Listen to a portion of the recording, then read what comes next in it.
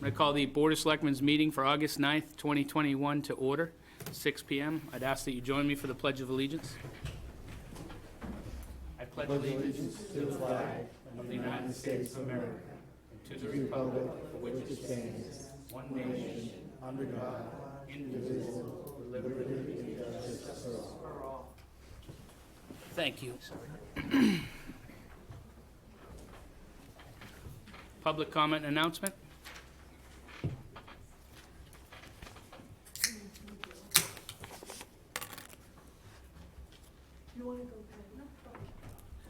How are you? I'm Good. Chris Joyce, Chair of the Voter Information Committee, with 3 items.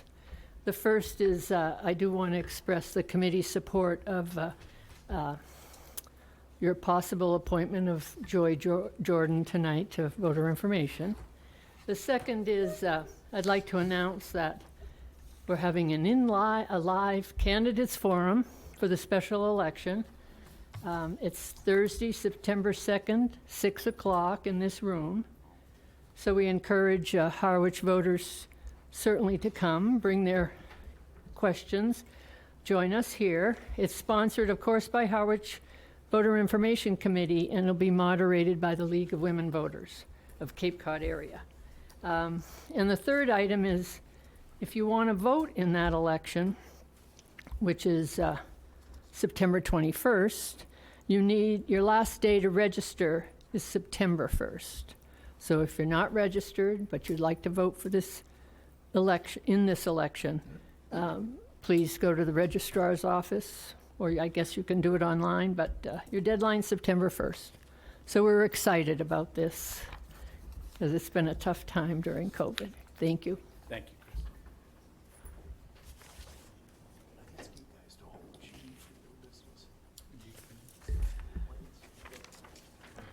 Hello, Patty Twerk from Chase Library. I come before you tonight to speak briefly about the capital campaign that the library is undertaking, help keep a roof over our head. I understand that this afternoon you may have received copies of a letter that I sent to Chairman McCaskill, which detailed our reasoning and, you know, what happened behind that. We did have a leak in April, and we've had 3 roofers look at the roof, and it's in very bad shape. The last time it was done, roofed, was in 1993. So we need to replace it. We need to replace it now. And the only way to do that is through a capital campaign.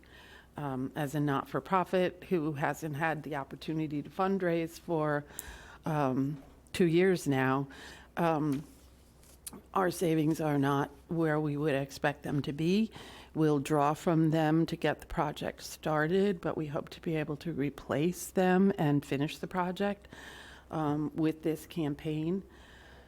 The board members are taking a crash course in doing capital fundraising, since this is not anything that's in our wheelhouse.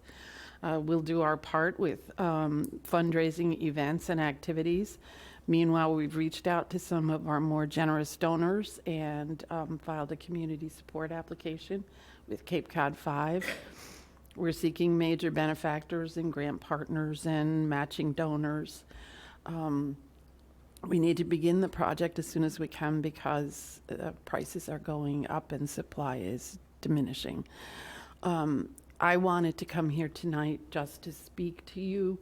Harwich has been very good to the Chase Library, and I feel that communication between us is a key factor, and I wanted you to know and be aware of our efforts before it hit the press. I plan to do the same for the Historic District and Historical Commission. So that was my purpose for coming here, was just to let you know we'll run the campaign from mid-August to mid-December, and hopefully we'll meet our target goal.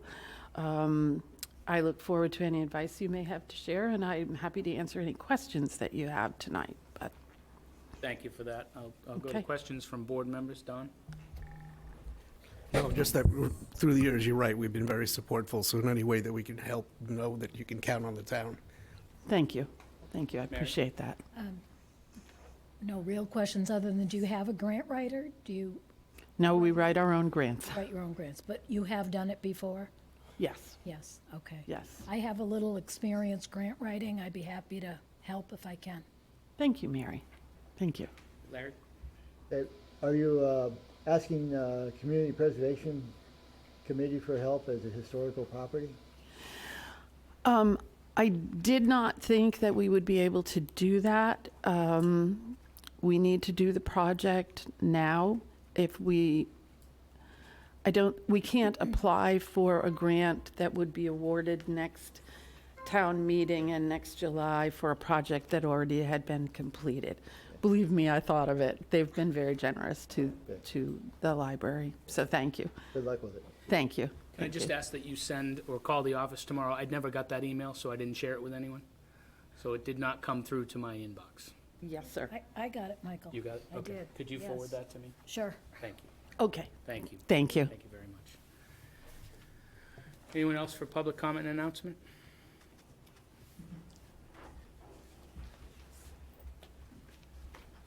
Chief? Good evening. By the time I figure out the 6 p.m. schedule, I'll be early for the rest of the year. So I want to take a minute to brief the board. We had a remarkable incident last week that happened, and credit to 2 of our visitors for making the difference and saving a life. So last Monday morning, excuse me, I'm catching my breath. Last Monday morning, about 8:45, we got a report of a swimmer in distress on Seymour's Pond. Gentleman had put his boat in the water, and he had a trolling motor on it. The trolling motor was in gear, started pulling the boat away from shore. Swam out to it, kept swimming, got tired, treaded water, went under.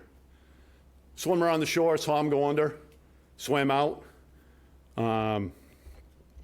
Grace Jarobi, she swam out and was able to support him.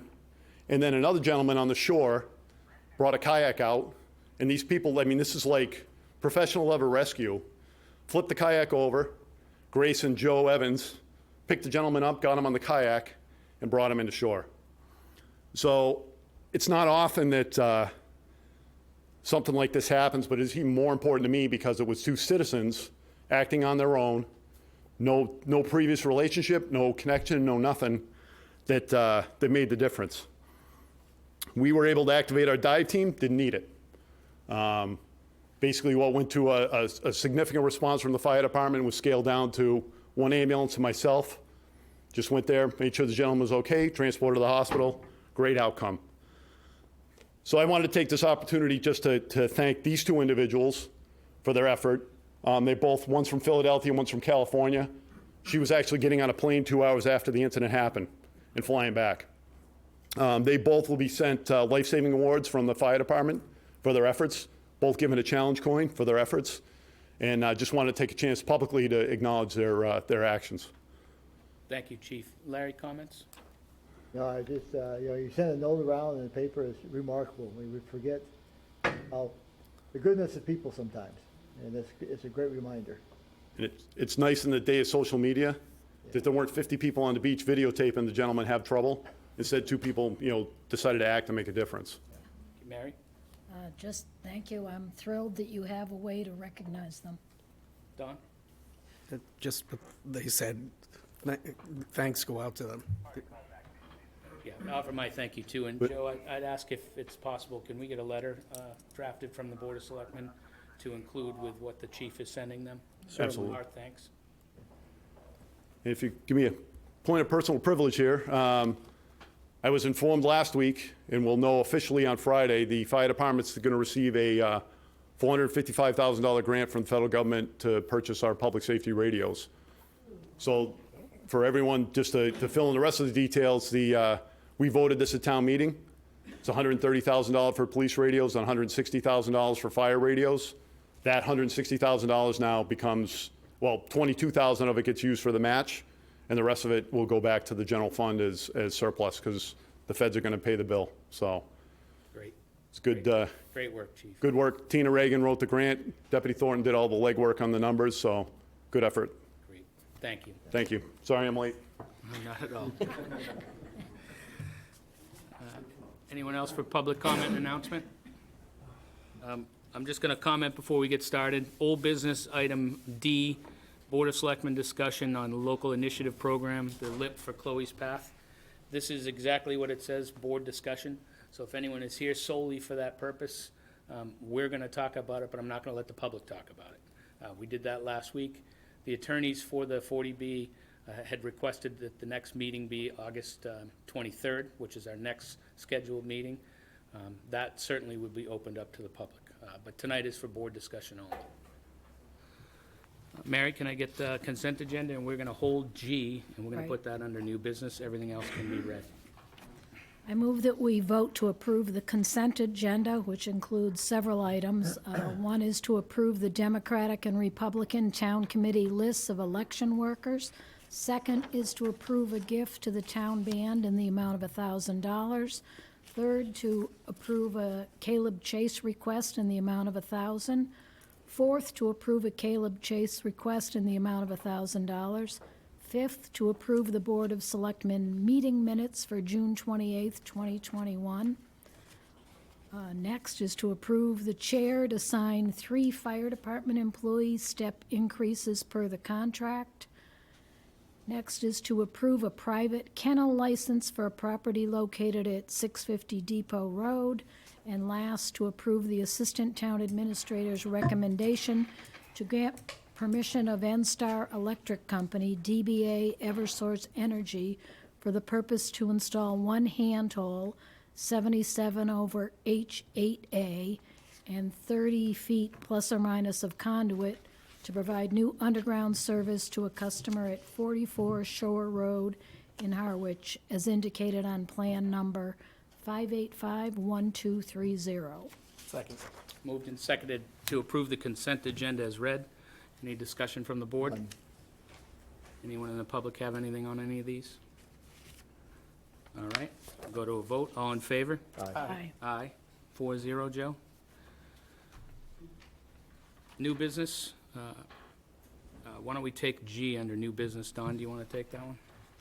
Sure. Just as a point of information, the only reason I asked that to be held out is because I feel strongly about licenses and appointments, that they should probably be on their own and not buried in the consent agenda.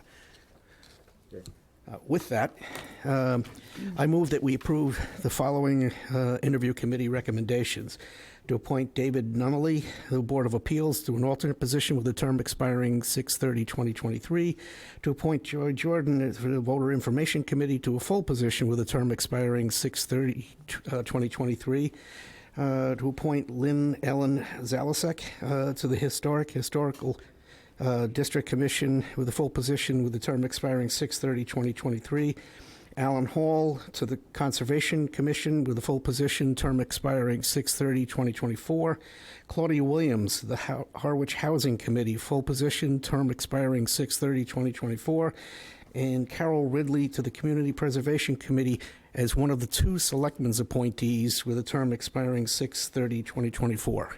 Second. Moved and seconded to approve as read. Any discussion? Larry? Excuse me. Only I agree with Don on this one. These committee members, as our committee member appointments, are very important to us. It gives them more visibility than they see in the consent agendas. Don, I agree with that. We should emphasize the appointments. Excellent. Mary? One other, certainly nothing on those appointments, but Joe, I feel like the interview committee has made a lot of appointments. Could we have a new list that shows where our vacancies are? Going to go to a vote. All in favor? Go ahead. To that point also, I just want to take the opportunity to thank Ellen in the front office. She's been working very closely with Anita. We've been plowing through a lot of appointments, as Mary's pointed out, and Ellen has really taken control of this to a point where I have high confidence now that we're appointing to the right terms. Thank you, Don. All in favor? Aye. Aye. 4-0, Joe. Thank you.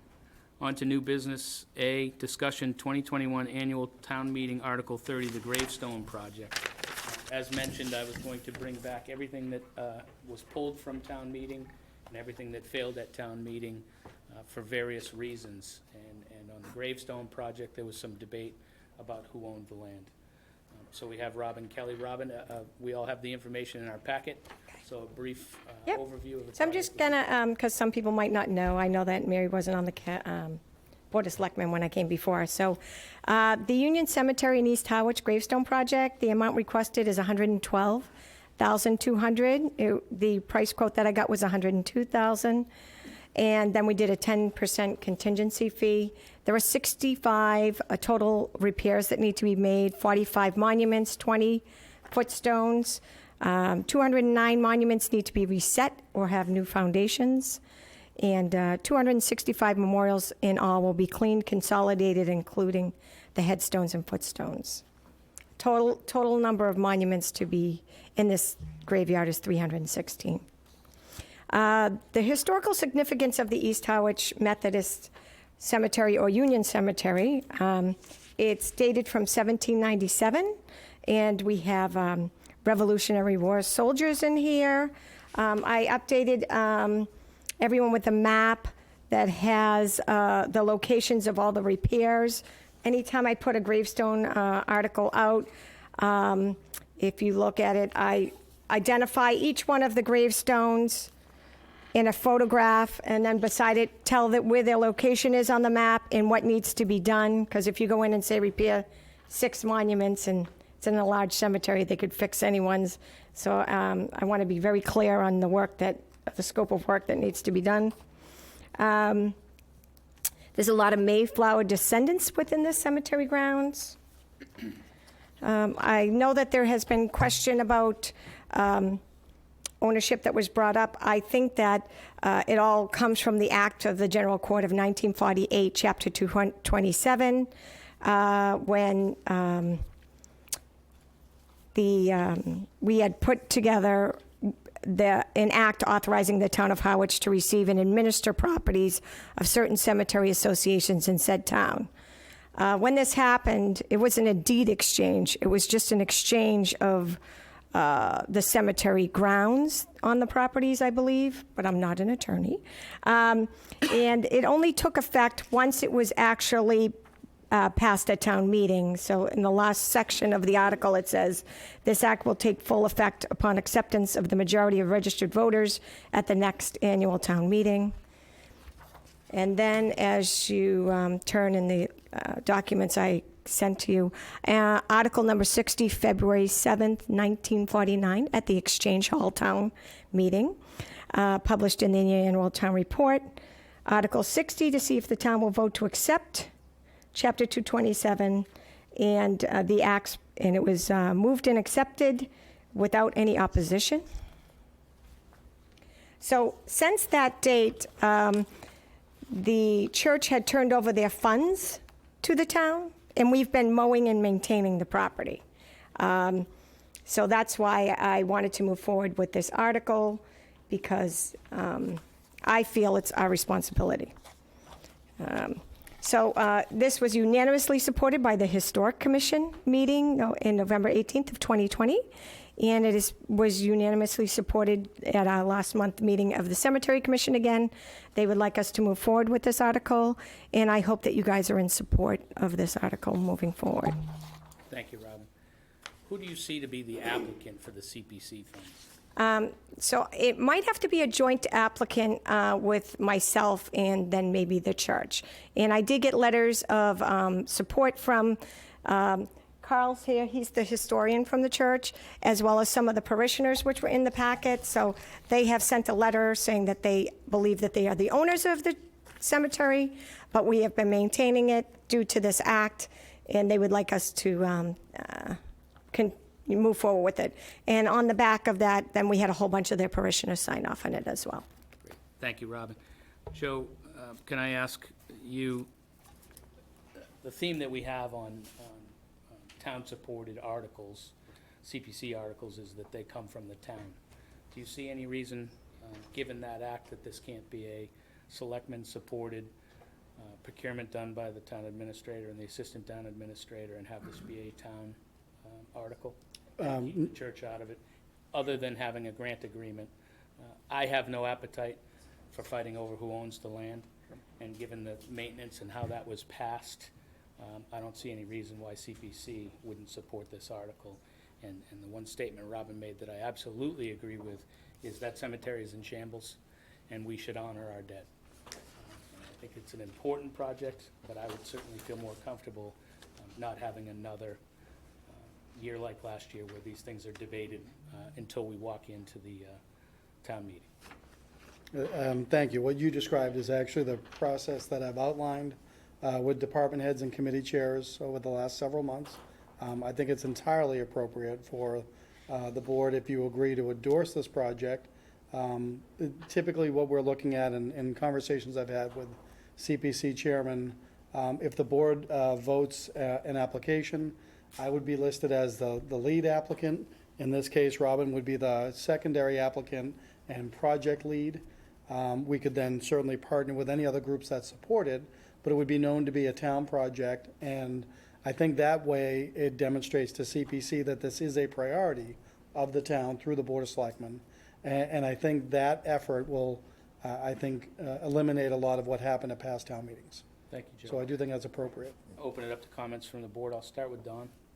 Thank you, Mr. Chair. Let me start out by saying I'm a congregant at that church, and if the path that we're taking is what you described, then I feel comfortable being able to discuss it. If it wound up being the church that was asking for money, I'd have to recuse myself. Based on what you said, I wholeheartedly endorse that, because in the past we've had problems understanding who is the lead applicant, what the terms and conditions were, and I don't think the church can be in a position of understanding all of that, but certainly the front office is. And if it's the town's, in all deference, Robin, it's Joe's lead. So I totally agree with that. Thank you, Don. Mary? Last year, my understanding, and I was on the Finance Committee last year, not the Board of Selectmen, the concern was the ownership. And if the whole ownership doesn't matter because the maintenance belongs to us, I'm comfortable with this. Thank you, Mary. Larry? Thanks for the review of the project, Robin. I have no comments. I think with that, Michael, I think it's appropriate to make a motion to endorse it this time, so. You can make a motion, and then I'll go to the public in the discussion. I'll do that. I move that the Board of Selectmen, Harwich Board of Selectmen, endorse and support the project for the United Cemetery at East Harwich for Gravestone conservation and preservation, and we add it to the next town meeting warrant. Second. Moved and seconded. So I'll go to the public. Anyone in the public have any comments? Anyone that wishes to speak is welcome to speak. Just state your name for the record, please. Carl Young, and I'm the historian for the church, and I just got through driving 9.5 hours today to get here for this meeting. And unfortunately, there was over an hour and a half construction delay on Mass Turnpike, so. But anyway, we've been very concerned about the cemetery the church has, because every year that we wait, we are losing valuable information. A lot of the messages on the stones are becoming faded. And the other thing is they're cracked, or there's even some that have fallen down, and there are a few that are a little on the weak side, and we're afraid that a child or somebody might walk through there and have an accident. So we are very concerned about the conditions of the cemetery, and it needs to be done soon. Thank you. So you would support the town being the applicant on it? Definitely. Great. Thank you. Anyone else? Go to a vote. All in favor? Aye. I'm an aye, 4-0, Joe. Thank you. Next up is discussion on all items related to taxes. So I'm going to start with the tax collection and start with Amy. Amy, you gave us a brief report. Will you just give us an overview of the report you gave us? And this is kind of a carry-on to what we seem to be doing at least once a year. Yep. So getting an update to the public on where we are with tax collection. Yep. Good evening, Amy Bullock, Tax Collector Treasurer. I did not include the FY22s in my report only because I prepared it as of July 31st and they weren't due until August 3rd. So we had, as of the 31st, 161 still remaining unpaid FY21, and those we will be sending out letters on soon.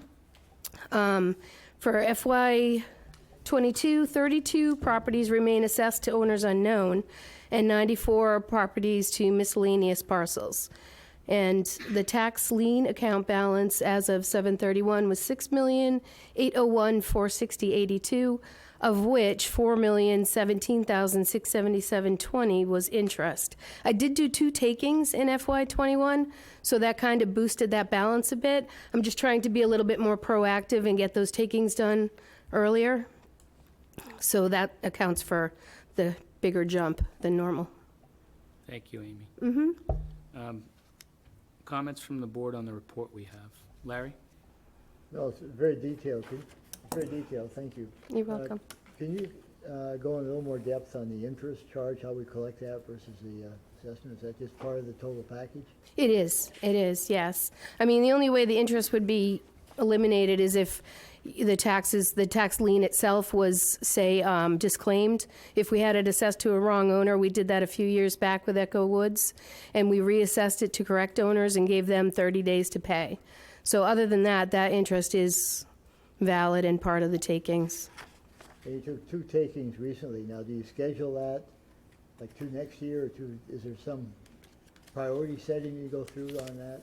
I'm just trying to not be so far behind with it as we had been in the past. Last year I took FY19 and FY20.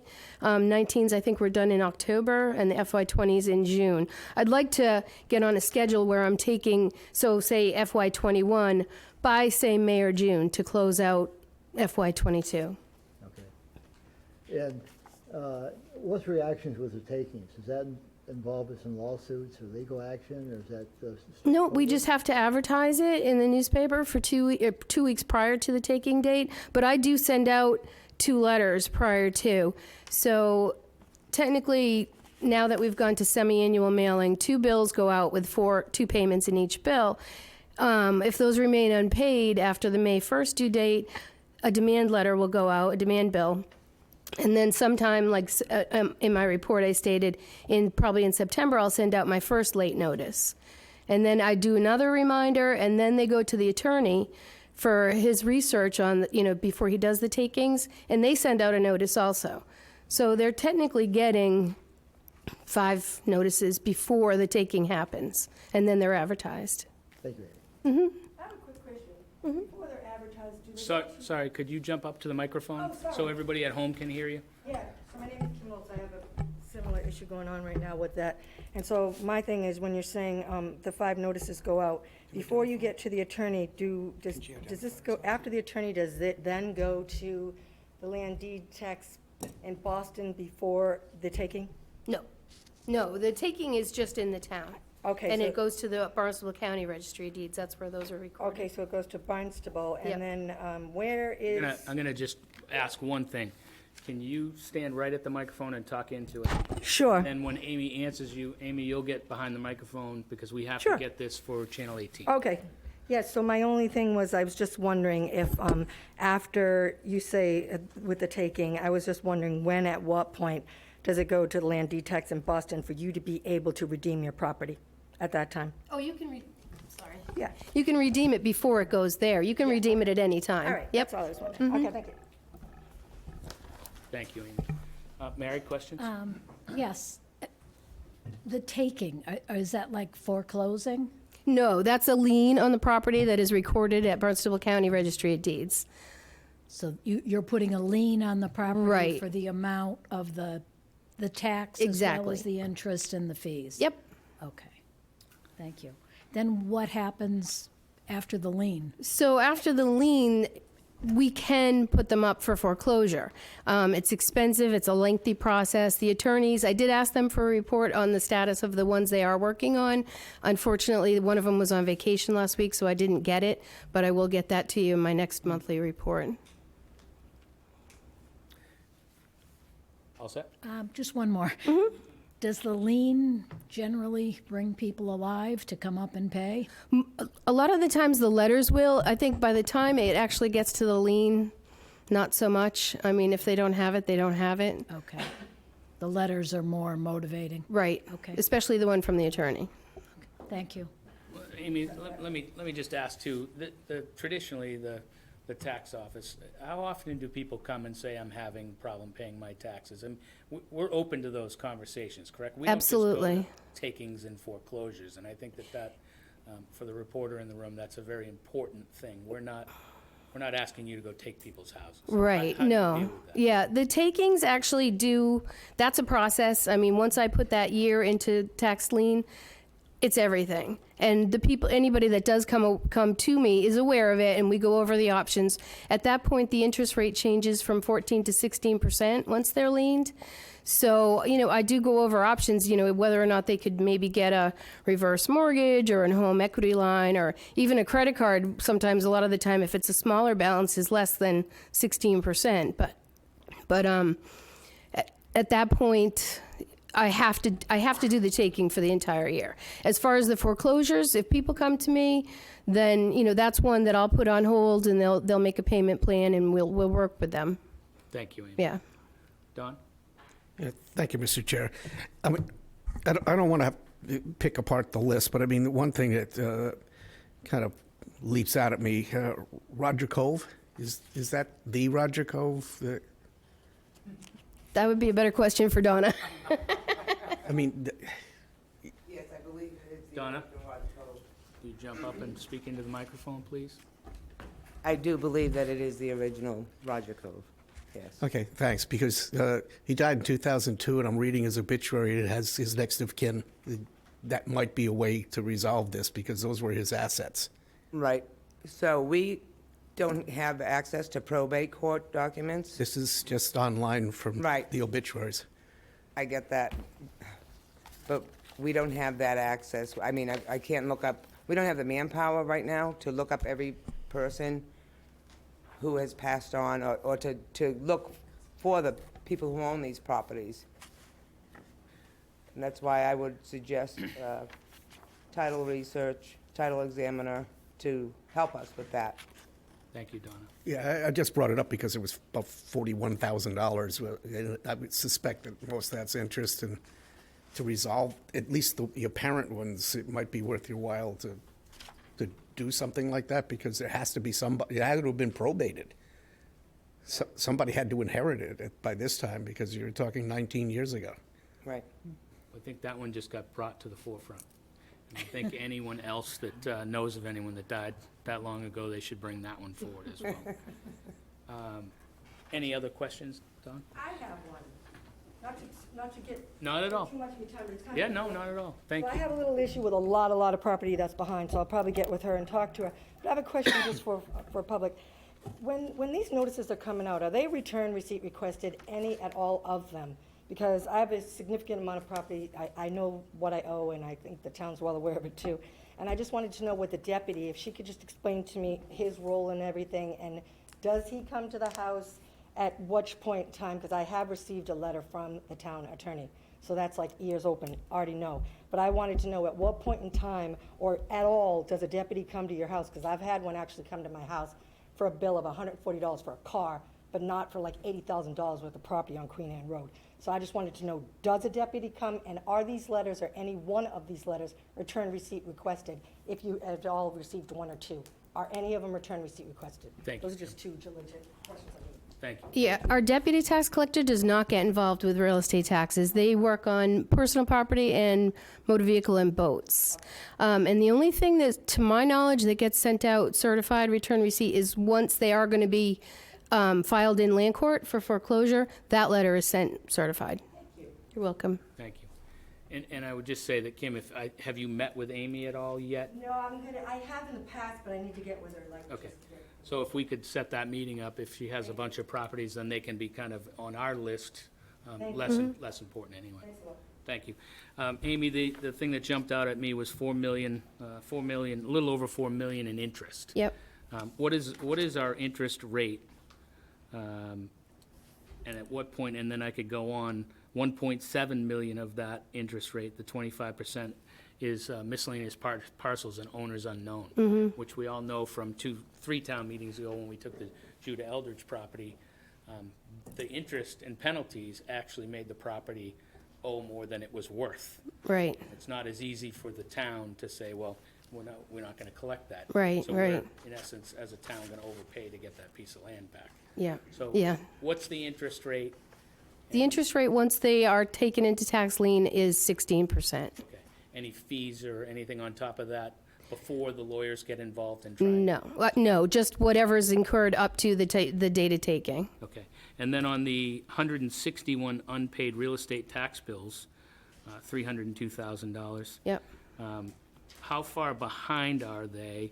And that seems like an awful lot of extra work for your office to continue to put demand notices out there. Are there any penalties or anything for paying late? So the demand fees would have gone out on those in June. So they were due May 1st. The demand letters went out sometime in June with a $30 fee.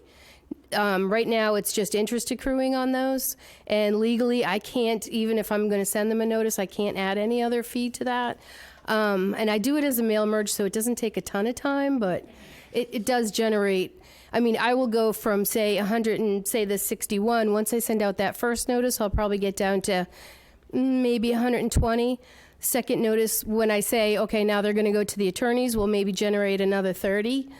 And then the attorney will get another percentage. I mean, usually I'll send up 80 or so to the attorney, and we usually take between 22, 25 a year.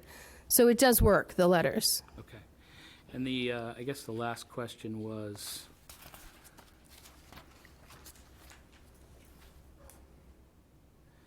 you put in there in May you sent out 20 new for foreclosures. Was that correct? Properties, I sent the information on the properties to the attorney, yeah. Okay, so the attorney will start the process Exactly. of collection on those 20. Yes, yep. So if we have however many uncollected, I believe this year's number was 161. How many do we have to, how many should we be sending to collection? If you sent 20, how many more are there in queue to go to collection? That's that huge list. I mean, I can't send them to the attorneys until they're already liened. And these FY21s are not yet liened, but that's the huge list that was in your packet. Yeah. So more than 20 Oh, yeah. are currently in the lien process. Yeah. And if I understand correctly, it costs us nothing to go to liens on those. Why aren't we hiring more attorneys to get this done? It does. I mean, we are paying the attorney, but all their fees we can add to that tax lien account. Right. So as long as they get paid, we'll recoup them. And if they don't get paid, ultimately, we do takings and foreclosures. Well, foreclosures, yeah. They've already been taken at that point. So have we thought about, I know one of the attorneys stopped working on it, if I remember from our last conversation. Do we still have 2 law firms working on? Yes, Okay. Yep. She just, I think, kind of retired, and she had a colleague that has taken over. And something for the board to consider would be additional attorneys as this conversation progresses. That's a fair amount of money owed to the town at a time when we're cutting departments and looking for every penny we can to sewer the town. The thing that the attorneys can do, they do have the access to probate, so they can kind of cull through the list and see which ones are more or less viable and might, get paid quickly. So if the more people we could have working on it, the better. Well, there's some on the list that are habitual offenders that as soon as they get that final, they pay it. Right. Yep. Yep. Mary? One more question. 6.8 just really jumped out at me. Is that unusually high? Yeah. Yeah. What is a typical year? Oh, you mean, well, that's everything overall. It's not just this year. A typical year is maybe 40. And this year was? Well, that was that's the whole every tax lien account we have altogether. But is that number constantly going up, or does it I mean, I would say if we're adding maybe 22 a year, we're probably getting at least maybe between 10 and 12 paid off a year. So it is going up. The problem is a lot of the ones that we have are just so old and so probably uncollectible that we really need some legal help, I think, to get through that list. Then I'm with you. We need more lawyers. So we'll bring that part of this back tonight's for discussion and a lot more discussion to follow, especially when we get into miscellaneous parcels and owners unknown. So I will make a note that you agree with me that we need to Yes. hire more lawyers. I never thought I'd say that, but yes. Before we jump into the next piece of this, Don, any follow-up? Yeah, I could just see Bill's headline next week. Town says needs more lawyers. Don Howell. Yeah. Yeah, good. Thanks, Bill. Larry, any follow-up? No, I'm fine. All right, so we're gonna do, we will jump into miscellaneous parcel owners and property unknown, so I'll put 2 and 3 together. Donna, do you wanna just start this conversation with an overview of the information that you gave us? Thank you, good evening. I'm Donna Molino, Assessing Director. So we have 32 owners unknown properties. We have 94 miscellaneous properties and 107 miscellaneous inactive, which means we put them perpetually inactive in my database, which doesn't generate a bill, so that they, with the options that they had, sorry, I'm getting ahead of myself, with the Board of Selectmen when they met in 2010, they voted to do this the little thing I had in the packet, the survey. If you're up to date on your taxes, you know, you want to get off the tax rolls. So through that, we had originally 244 parcels that were miscellaneous, and now we're down to, I think, 196, because the other day after I finished and I had time to look through it a little bit more, we did have 5 that were, you know, they came to a fruition, to an account. So we are getting taxes on some of those. Miscellaneous accounts are accounts that we have no idea where they are. So it's a miscellaneous map as any other assessor's map. So it doesn't exist, though. So people put a deed out, and then they have a location, meets and bounds, and it's by, you know, Joe's and by the Smiths and by Pleasant Lake Ave.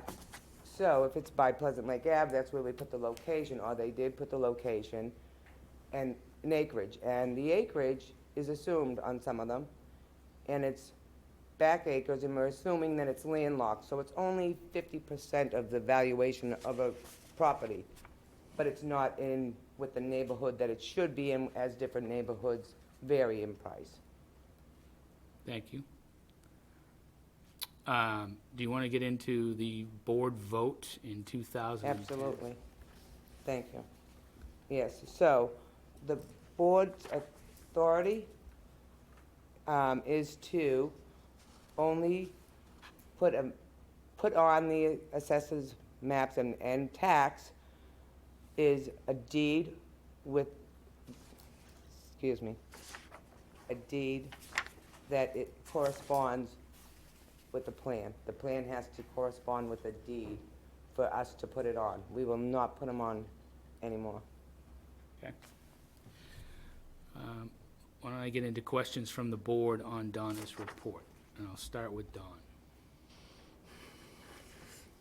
I'll wait for the other comments. Mary, any comments on? Since I had no clue what miscellaneous and inactive and all of this was, I spent some time with Donna on the phone today to better understand that. So it sounds to me like Donna has a good process to try to manage this with a goal of getting rid of them. Right, absolutely. Correct. That's what we all want to do. Yeah. That is our goal. Well, not to get rid of them, get rid of them or get them taxed. Right. Absolutely. Larry? Yeah, this is a confusing item, isn't it, Donna? What's the corrective actions when the plan and deed do not match? They won't put it on. They have to be correct. We do look at them. Then that, what's that mean? That means they're not taxable, or it doesn't exist, or what's that mean then? You say they're not gonna put it on, so what's that mean? So it has to, the plan has to correspond with the deed as far as the meets and bounds of the Right. deed. I'm still not sure I understand the answer. If they don't match, then what's the corrective action for that? Well, then Do they go, is there someone goes back and tries to survey to get the plan to match the deed, or? We have Mr. Waystack with us tonight, and he is on that 2010 letter, so let's let him talk. Good evening, Mr. Chairman, members of the board, Mr. Powers.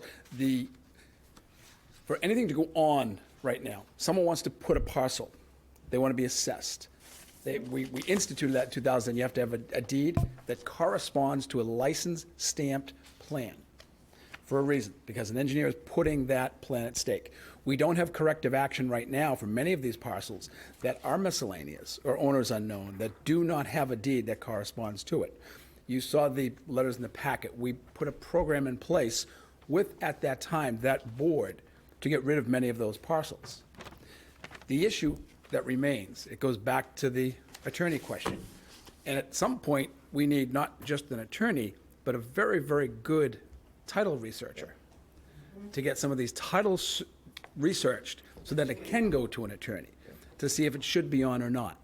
We need to get rid of these. Our goal as the Board of Assessors is to put as many possible parcels on the tax rolls so that we can get them taxed. Okay, that helps. I was afraid of this being dropped at that point, which doesn't make sense. Mary? Richard, I'm assuming this is old property, a new property that's being sold, that automatically happens? For any property, we've had an issue this year that came up here in executive session. With the lack of property available in the community, people like to develop newer parcels out there. And many of the parcels that are being developed today were the trash parcels of years ago. And people try to aggregate. There are deeds out there. There are a number of people in this community that have deeds in their drawers, at home, in their chest, in their desks. And they want to get that basically on the tax roll. There's a process legally that is done that if someone has a very minute ownership interest in a property, they can petition basically the registry to partition that parcel. That basically they can have it sold with their small interest to try to get it onto the tax rolls. We've seen this number of times in the past year in this community and certain other areas of town that people are still working on it to try to get that land, because it is so valuable today, onto the tax roll. When people come to Donna and the staff at the assessing department, they will say, well, we have a deed and we have a plan. Well, for us to put it on the tax roll, it has to be that corresponding plan, an engineered stamped plan has to correspond exactly to that deed. Many times it doesn't. And we've had cases where they may not match. People are trying to sue to get them on the tax rolls because they want to claim that ownership, because then they can go through the process of the planning board or the Board of Appeals to try to get a buildable parcel of land. Yes, sir. Yep, I am. Thanks, Michael. So Richard, maybe you can answer that. If not, Donna can come back up. Inactive miscellaneous parcels. Bear with me. I made a lot of notes. We have 271 acres of inactive miscellaneous parcels. On the charts in here, it actually, there's some addresses, a lot of them refer to zeros. There's acres, which Donna said may be accurate, may not, but probably close. There's an assessment, and then there's taxes. Is that just a tax estimate, or are we holding taxes owed on these inactives on our books? No, we are not. They're not being billed. Okay, and was that part of the, they're not being billed? They're not being billed because, as I said, they're perpetually inactive, so when we send our information to the collector's office, that's not, excuse me, that is not included in it. Okay. And I noticed in the questionnaire and the board vote, I think 2010, 2011, the board voted to drop those. What happened to the back taxes on those at that point? Does that show up on our books anywhere?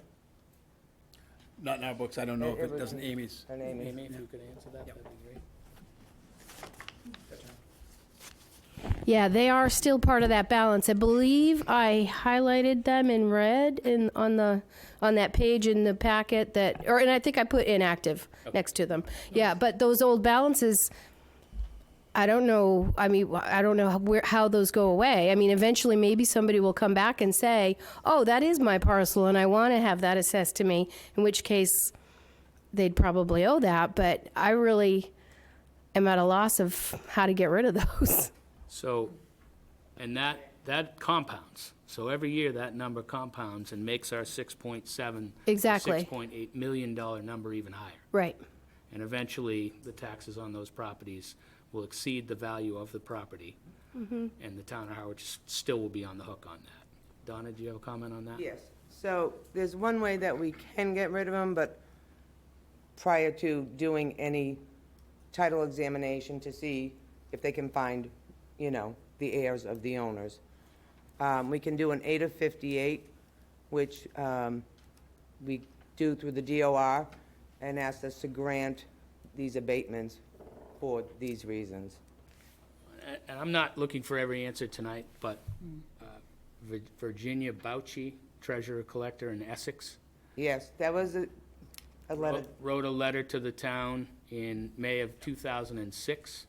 And in the second paragraph, it says that, or third paragraph, it says that we can request an abatement. Have we No. done any abatements on those properties, or are we just holding them and allowing that interest to continue to accrue? Those, I believe, are owners unknown. It's the first paragraph where you can do the 8 of 58, where they're completely unknown locations. That would also be miscellaneous parcels, right? I No, mean, that's in the end, isn't a miscellaneous parcel owners unknown as well? No, owners unknown are on our maps, on our assessors maps. Okay, so Richard, you're shaking your head up and down. Will you and dive in on this? I will, and that is something that our board can take up with that blanket, basically abatement. I would love to clean up the whole record process. Me too. And there are a couple of steps there. I think from our end, from the Board of Assessors, we can do that blanket abatement to try to clean up as many. The key is this, and I know someone may say, well, we may lose some of those taxes. If someone wants to make that land viable to be put back onto the tax roll, they have to have those two things again, that deed and the stamp plan. We'll get it on there. Right now, we're not getting it. We need to clear some of these out. We need to get a title researcher to see if there's some gentleman who was named earlier, if there's an heir that could get that. But then you're going to get over the attorneys. For our standpoint of a Board of Assessors, I'm happy to have us entertain blanket abatements to get rid of some of these. And again, they could come up in the future. We're not going to get those back taxes, especially if the value of the back taxes exceeds the value of the property. Thank you, Richard. And that's something, as we talk tonight, if notes can be made and those conversations could be had with your board, along with Amy and Donna, I think that the board ultimately, one goal and objective of mine for this year that hopefully the board will support is going to be to clean some of this up. And I think it is a mess. Our goals are aligned, Mr. Chairman. Thank you. Mr. Chair? Don? Yeah, thank you, Mr. Chair. I was waiting for Richard to make what I knew he was going to have as an explanation. My real problem with this, and the owner's unknown, even at 16%, is we essentially become a bank for some people who want to hide, who don't particularly see the ability to cash in on a property yet because they don't have frontage or whatever. And then as that kind of morphs its way, they do have frontage, they'll come forward and say, oh gosh, I didn't realize I owned that, and they pay us off. These properties are immutable. They exist whether we're taxing them or not taxing them, and it's a real problem because the town's not getting paid along the way for some that we all know that are wink and nod people. I mean, that some of them exist, some of them own, but because they're in that drawer and they weren't registered, that they can obtain titles through their own title abstractors and then just sit back and wait for a project to come up where they know that they can sell the parcels at an astronomical write-up for themselves, and in the meantime, we're carrying them. Mr. Chairman, if I can, the only difference now, and again, we're holding back to that September of 2010 Board of Assessors policy, is that they want to bring that back to the table. They want to get it on the tax rolls. They have to have that corresponding plan that is a stamped engineer's plan. And a lot of engineers are very hesitant to put their stamp on something that doesn't correspond exactly, because they're putting their professional licensure on the line to do that. Totally get that, but some of the big developers pretty much have their own staff that they can rely on for something like that. And it just, I'm talking about somebody who may have picked up a piece of property for 10 grand and has just been hanging on to it. They may be worth $250,000 now, so they're willing to take the 16% to clear it up at the end. But in the meantime, they don't have to pay anything until they get to the end, and they know they can get bank financing and subdivide and pay. And by cleaning it up, it's like the letters from the attorney. People take notice. And when we say we're going to clean up the tax rolls for some of these parcels, they will come forward. I think that's our next discussion. Yeah. Donna, you want to add something? Yes. Go ahead. I did have a gentleman today who phoned me because somebody informed him that one of his miscellaneous parcels was on the list. And he's coming forth with 11 acres. So eventually, he's getting it all together. So, Well, just putting it up there. I hope that this meeting generates a lot more of those. Absolutely. And the future board discussions. So, on the assessment side of this, and I'll only use one example, on the active list, we have one on there that's attached to many others. And I think we probably all know the property, and I believe that there's frontage. But it's 0 woodland, and it's 9.5 acres. The town of Harwich has that assessed 9.5 acres at $53,400. And I could go on and on and on and on and on this list, and I'll refer back to a legal case that we're now involved in after you answer this. How do we assess that? 9.5 acres at $53,400 with a tax payment to the town of only $473. It's yours. As I said earlier, any miscellaneous parcel is assumed landlocked, because we don't know by the deed. If it's by a street, it will say the street name. So those are all 50% of the value of the land. Okay. Also, something I think we need to work on. Obviously, I think you started the conversation with you don't have enough help. So as we get into budgeting and the board sets its priorities, with a strong recommendation from the Board of Assessors and Real Estate and Open Space, I hope we can add a little money into the budget to get digging into some of this. Donna, comment on that, or? Yes, I would like a title examiner. That'd be great. Okay. No, I thought you had a comment. No. Comment prior to that. No comment. Okay. So on the inactive list of 170, I believe it was 170 properties of 271 acres. And now just to throw the bomb out there, we as a town have a CWMP, Comprehensive Wastewater Management Plan, and we're being forced to put a sewer system in and anything else we can do based on the size of the town. And the town of Brewster 30 years ago had the foresight to just buy land and/or take land. And whether we're looking at the actives or the inactives and miscellaneous parcels valued at the value that I just said on the 9.5 acres, it seems to me, and I have asked our wastewater superintendent to get the number from the consultant, every acre of land that this town takes reduces our burden on sewering. And that's just factual. I'm not sure what the actual number is or how many feet of pipe that is. But I believe that there's probably a healthy number there of what we won't have to sewer at a great expense to this community. So I think that this is something, again, as a board, we're going to put it on the goals and objectives, and I hope that we vote to give the resources to the people that can actually do this. Richard? Mr. Chairman, obviously, we're going to bring this discussion back to our Board of Assessors immediately. We will make a recommendation to you. And I think starting when Donna talks about a title researcher is the most important thing for us to start. If we can start identifying that, I'd love to see it taken. I'd love to see that land set aside and either utilized by the town to offset, or in some cases, if it needed to be sold for a different purpose.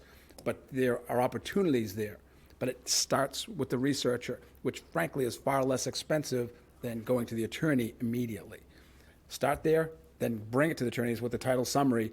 That can initiate the action from the attorneys. Well, I purposely didn't ask legal to be here tonight. There's a lot of options that the town has on these owners unknown and miscellaneous parcels. And right now, Joe will I'm sorry I've ignored you this long. The owners unknown and people that, the owners are known to some, we should call it. We're in a bit of a legal situation on Hall's Path right now, and those 3 lots with the frontage are they're assessed at $5,600. And the proposal to the town that we got on 5 lots is for 8 homes. And 8 homes built by a construction company that just got the contract, or so they say, the contract down the street on the other side, on the 137 side. Those will all be $800,000 to $1 million homes.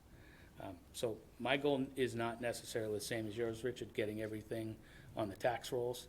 I think that it's time that the town protects some of its land, and we stop seeing, we have affordable housing discussion coming up. And we're probably 15 years too late for that. But if we manage to control our own destiny with some of our own land, then maybe some of the people that are graduating high school and people that retire from this town can actually stay. So that's more my goal than getting them all on a tax base. We need to find out where they are, who owns them, before we can decide whatever's going to be done with the land. Whether it goes on the tax rolls or whether the town retains it for some other use, we need to find them out first. More lawyers. Joe? Thank you, Mr. Chairman. The discussion that happened previous about a potential position, I heard the reference to title researcher. Is that a position, or is that a contractor? Or could it be a contractor? I think it would be a contractor, because hopefully we wouldn't need them, we would get things cleaned up pretty quickly in hopes of that. But third party as needed. And I ask Mr. Chairman and members of the board because there's far greater flexibility if we're talking about a contract versus an employee. Right. And contract's good, but based on the numbers that I'm looking at in these reports, it's gonna be more than a full-time job. But Can I ask a question? absolutely, How many active title researchers do you have now? none. Okay. Explains a lot. It does explain a lot. And Kim, just to that, I think that this has been ignored for a long time. It's built up, and now it's gotten to the point where we're looking at some very large numbers that I think we got to address. Follow up from the board, Don? No, I just totally agree with where the chair is going, because ultimately, we start getting a contractor in and start clearing these up, and the idea of the CWMP offset is really a good one, especially given the fact that I don't really feel like we can build our way out of this, because we might wind up expanding our presence so that we even need more sewer rigs. So it's probably better to take the land offline entirely. Mary? No, I agree with where we're headed. Larry? My only comment, and I think clarification would be, Richard, I appreciate your last statement that we need to know where they are, what their size is, and the value, because we need to look at that before we make an all-purpose statement for the CWMP, because it depends where those lots are and where we take them off. As you recall, the plan calls for sewering at most about half of the town. So, that becomes a moot argument that it's not in the area that we're sewering in the plan anyway. It's important, but we need to know where everything is and what the use is. Well, I know some of it, Larry, was based on watershed, but if I'm correct, the sewering half the town is based on removal of a certain amount of nitrogen. In the watershed. So if we have an offset, in that watershed of a bunch of this land, we could reduce the amount of nitrogen that we're ultimately on the hook for. No, we're on the same page. I'm saying to make that an all-purpose statement that doesn't, we need to know where that property is. Okay. Mr. Chair? Don? To Larry's point, just so everybody understands, what he talked about, Hall's Path, is literally in the path of sewering. the owner's unknown properties there absolutely contribute to the potential for water nitrogen loading into Pleasant Bay, because they are right in line with everybody else who's actually getting a pipe dropped to I was them. going to say, you're making my point for me. Where it's in the watershed and it moves nitrogen, it's important to get out. But not all the parcels we're looking at will be so located. I think the chair was actually talking about prioritizing that. Yes. And if it's okay with the board, I see members of the Real Estate and Open Space Committee here. I will speak to the chair. I'd like to have some input into their next meeting and agenda, and get Real Estate and Open Space up to speed on what we're discussing, maybe the purpose of the discussion, and get them involved. For years, they've come forward with properties, and I think for years, those properties haven't really been looked at for lack of money. And again, as we establish the cost per foot of wastewater piping and nitrogen removal, I think we need to start looking at putting articles before town meeting on land acquisition rather than sewering. So if it's okay with the board, I'd like to participate in the next Real Estate and Open Space, not just sit in the background as the liaison. Mr. Chair, that's the second time someone in the audience, the same somebody, has had their cell phone on and ringing. Okay. Cool song. That's okay. Joe, do you have anything to add? No, thank you. Okay. Public? Thank you. Clara McClarty, East Harwich. I just had one question going back to the fascinating discussion earlier. What is the negative? Why don't we want the taxes owed or the penalties owed to exceed the value of the land? I was wondering if that's undesirable for some reason. Well, some of these properties, just for instance, the inactives, nobody knows where they are. Nobody's ever paid taxes on them, and our proposal is kind of a multi-step proposal, but taking those. So, the longer we let this build up, the more that $6.8 million liability stays on our balance sheets, and quite frankly, I think it's Right. time to clean it up. For the balance sheets. Yeah. But And- if someone did decide to come forward and say, oh, I actually own this land, it would be beneficial to have a nice fat accrued debt. Yep, maybe even higher assessed values, and the ones that, particular to that conversation, were the miscellaneous parcels, not necessarily the owner's unknown. I see. Thank you. Joe, nothing? Anyone else in the public? All right, we will bring this back at some point. Donna and Amy, thank you very much. Yes, thank you. Next on the agenda, possible vote to establish the maximum useful life of the Quint fire apparatus for the purpose of financing. Carol, can you just give us a brief overview? Sure. Good evening, Carol Capola, the Finance Director. At the Maytown meeting, and as well as in the ballot vote, it was approved to purchase a Quint fire apparatus, and in order to borrow those funds. Typically, unless the board decides otherwise, the useful life for the debt, for the borrowing purposes, will be 5 years. If you wish to have that any longer than 5 years, the board has to formally vote to set the maximum useful life. And this is for borrowing purposes. We do realize, I have had conversations with the fire chief, Chief LeBlanc, and that they fully anticipate the Quint to last much longer than 20 years. However, this is just a formal procedure for the folks in the bond market. Thank you, Carol. Can I get a motion? Sure, let me, I move that we establish the maximum useful life of the Quint fire apparatus for purpose of financing in the amount of 20 years. Second. Moved and seconded. Any discussion? Public, any discussion? All in favor? Aye. Aye. 4-0, Joe? Thank you. Mary, do you want to just read Sure. this? I move that we vote to approve a weekday entertainment license for Lydia LeClaire Photography, 546B Route 28, live music with amplification outside, 5 to 8 p.m. on Wednesdays from August 11th through the 25th of 2021. second. Okay, moved and seconded. Discussion. Don?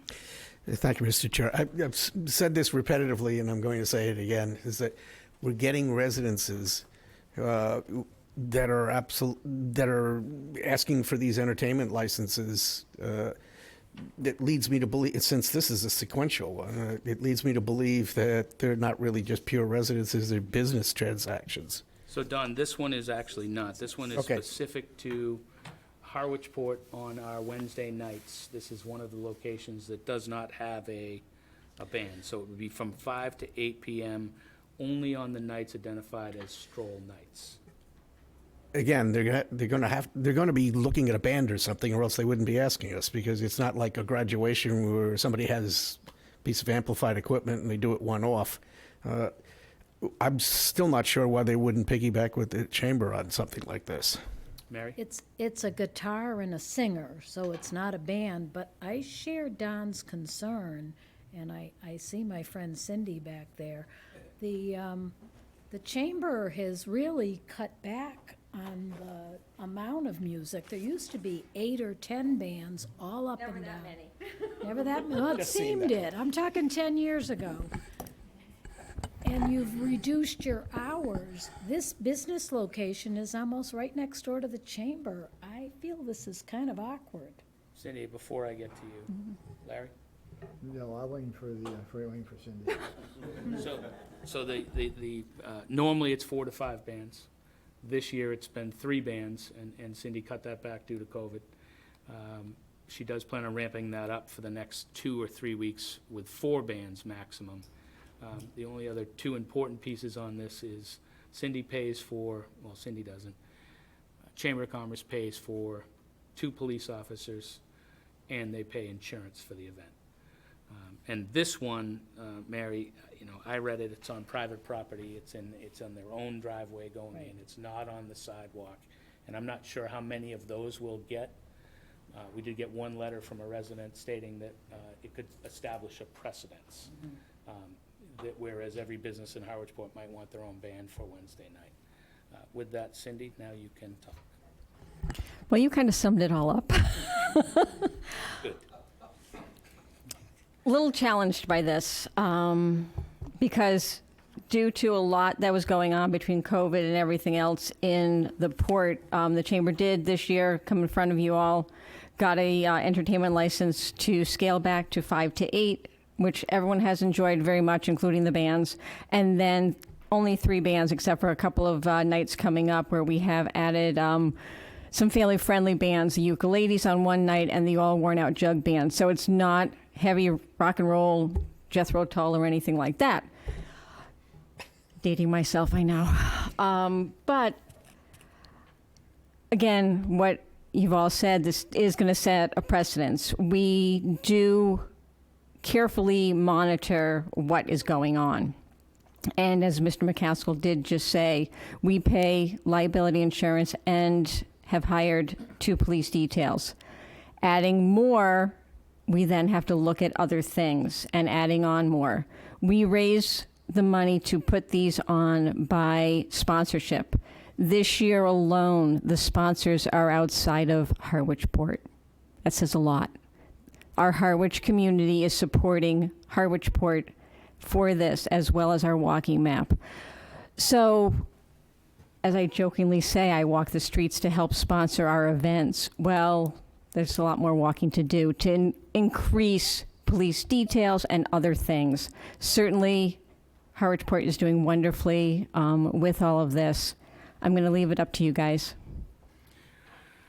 Don? Thank you, Mr. Chair.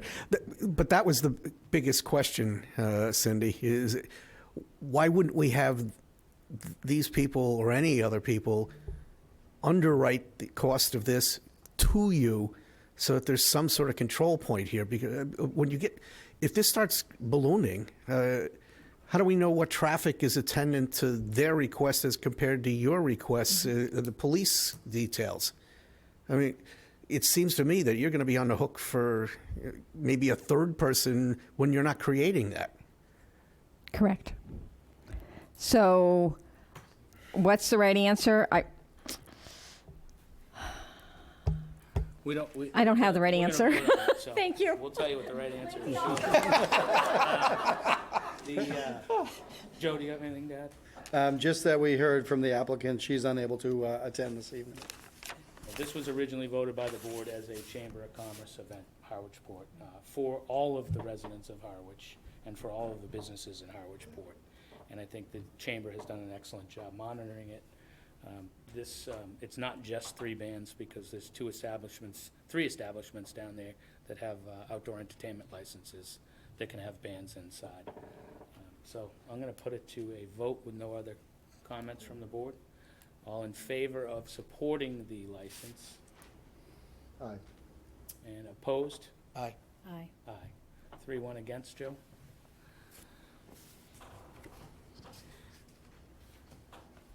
Okay, this next one is, you all received, there's some information in the packet, and there's also a confidential file.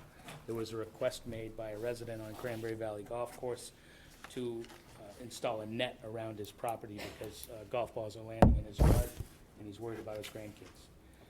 I did a site visit, and it would take a really bad lefty to slice the ball into his yard. The town did pretty extensive mitigation on the same property a few years ago. We installed a chain link fence. The original complaint was not only golf balls, it was people entering his property to retrieve the golf balls. The town, through the golf course, put a fence up, and we put a row of Leland cypresses to block that angle. Property owner also built up his backyard, installed his own Leland cypresses, and we do have a legal opinion thinking that installing the net would be a bad idea. And that would set a precedence on anyone on a golf course. We would have to buy them a net. So the agenda item was a little vague. My fault, I apologize, but you all have a fair amount of reading material, and we can do a positive motion on this or a negative motion on this. I can make the motion either way? You sure can. Oh, then I vote that we, Actually, you make a positive motion, sorry. You make a positive motion. okay. If it doesn't get a second, it doesn't go forward, and then we can vote down just as we just did a positive motion. Don't make a Okay. negative motion. I move that we vote to approve an installation of a net for a property owner on Cranberry Valley Golf Course. I'll second it for discussion. Any further discussion? No, I think, well, just as this has come up before, I thought we went beyond the call of duty rule when we reacted to it before, and I certainly don't want to take any further action, so. Okay. So all in favor of the positive motion? All against? Aye. 4-0 against, Joe. Next one is on you, Joe. Thank you, Mr. Chairman, members of the board. As you know, we've received inquiries from any number of individuals desiring to access the community center beyond the hours that we've been able to accomplish during pandemic. In your packet, you have an explanation from our community center director, and you can see that the issues center around staffing insofar as we would not have custodial services presently. We've had a difficult time trying to acquire custodial services from the hours of 4 p.m. to 9 p.m. Opening or expanding to those previously or pre-pandemic normal hours without that will cause a hardship at the building the next day. And there are some other related concerns on staffing. I think if we can secure a custodian that can solve obviously the custodial issue for those 5 hours, as well as that staffer being the only one on site.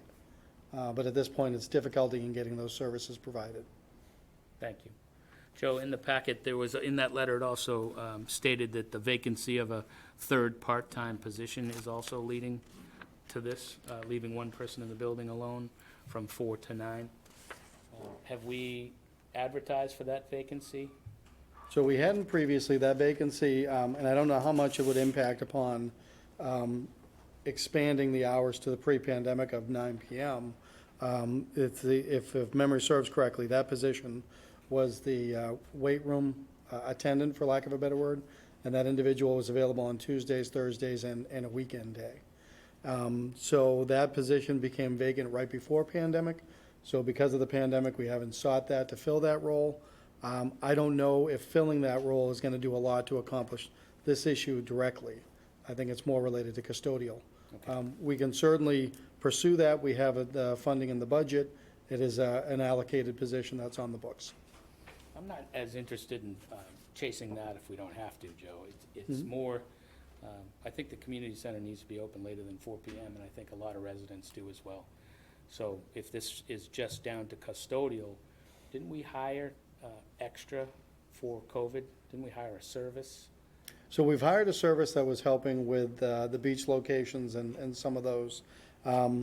We have, if memory serves correctly, an allotment of 5 individuals who are impacted now by medical issues, vacations, time off. We simply don't have enough custodians for all the work that needs to be done. Comments from the board? Mary? And just, you're trying to hire that position and you can't get anyone. Correct. We're having difficulty filling certain positions in town, and custodial services is one of them. Don? Can Oh, you, Mary, go ahead. can you contract that out? Is that possible? We could, and that's one of the solutions I've been contemplating is if we're looking to go from 4 PM to 9 PM, we could potentially tie it to the group that's using the building specifically for that. If it's a group, would be responsible for the cost of cleaning services, and we could tie that into their use contract. If it's just opening the building, I don't know that we can necessarily get a firm to do that, or that we could get them to do it cheaper than an employee. But it is, I agree with what the chairman has said. It's one of our keystone buildings in the town. We're trying to come out of pandemic restrictions. This is one of the effects that we're finding. Don? Thank you, Mr. Chair. I mean, from a global perspective, I really think that this also leads us into another discussion I'd love to see agenda, which is that building is the only building that we have that has a facilities committee. And it's pretty clear to me that for management purposes, that's an anachronism. I mean, not only is it not staffed, but the idea that the town administrator would have to navigate his way through a volunteer committee in order to, make changes in opening times and fee structures and everything. Nobody else does that. The Board of Selectmen pretty much always sees these things in terms of fee structures, in terms of what does it cost us, what are we trying to accomplish, and we make policy decisions based on that. I think it's really important to have that discussion about why we still have one building that has its own facilities committee, but nothing else, no other building. Noted. Larry?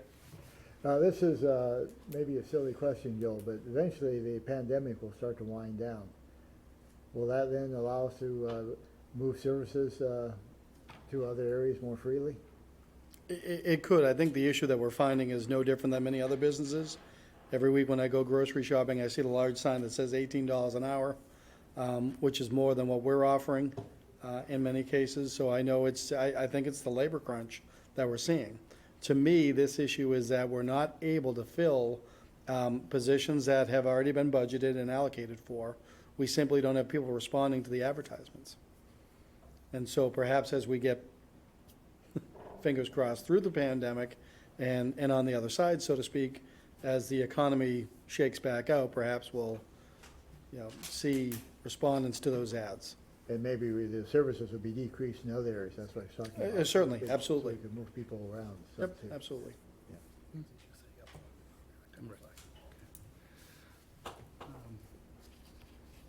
I will put that on the agenda. I'm also going to ask Carolyn, the memo is pretty clear about setup, takedown, as well as janitorial services, and maybe that's why we're having a problem. Our room rates are exceptional, and it includes all of that. So, but I do think the theme really is to get the community center open longer. All right, moving on to old business. Larry, this one is on you. It's an update on the treasure chest. Yep, and I'll try to be concise on this, Michael. Before we go any further, to the gentleman in the back, there's seats in here, if you want to sit down. No, that's okay.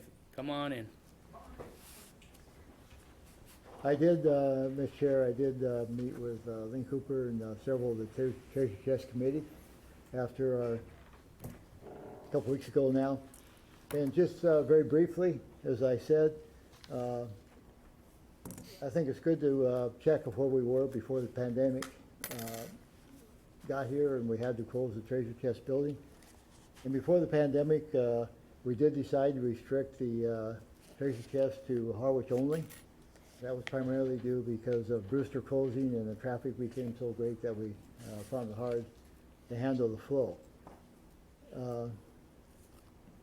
There was some comment, I think I heard some rumors that it became a police negative action because they had to be there a lot. I was told that the police were there the first weekend when we went to Harwich only, and they resolved it after that, so there wasn't a lot of police action after that, so they worked it out. There was some discussions when I met with the people about the makeup of the committee. They felt that, especially in the last year or so of the committee, they weren't involved with the committee, and Link were not involved with the selection of the committee members, and possibly the committee members could have been better suited for their running the treasure chest. Just before you go on, the treasure chest committee members are picked by the interview committee from Right. the board of selectmen, Right. correct? And the reason this is a short discussion is because there's not a lot of options. We talked about, I gave you a lot of information in our, in the packet that people wrote in.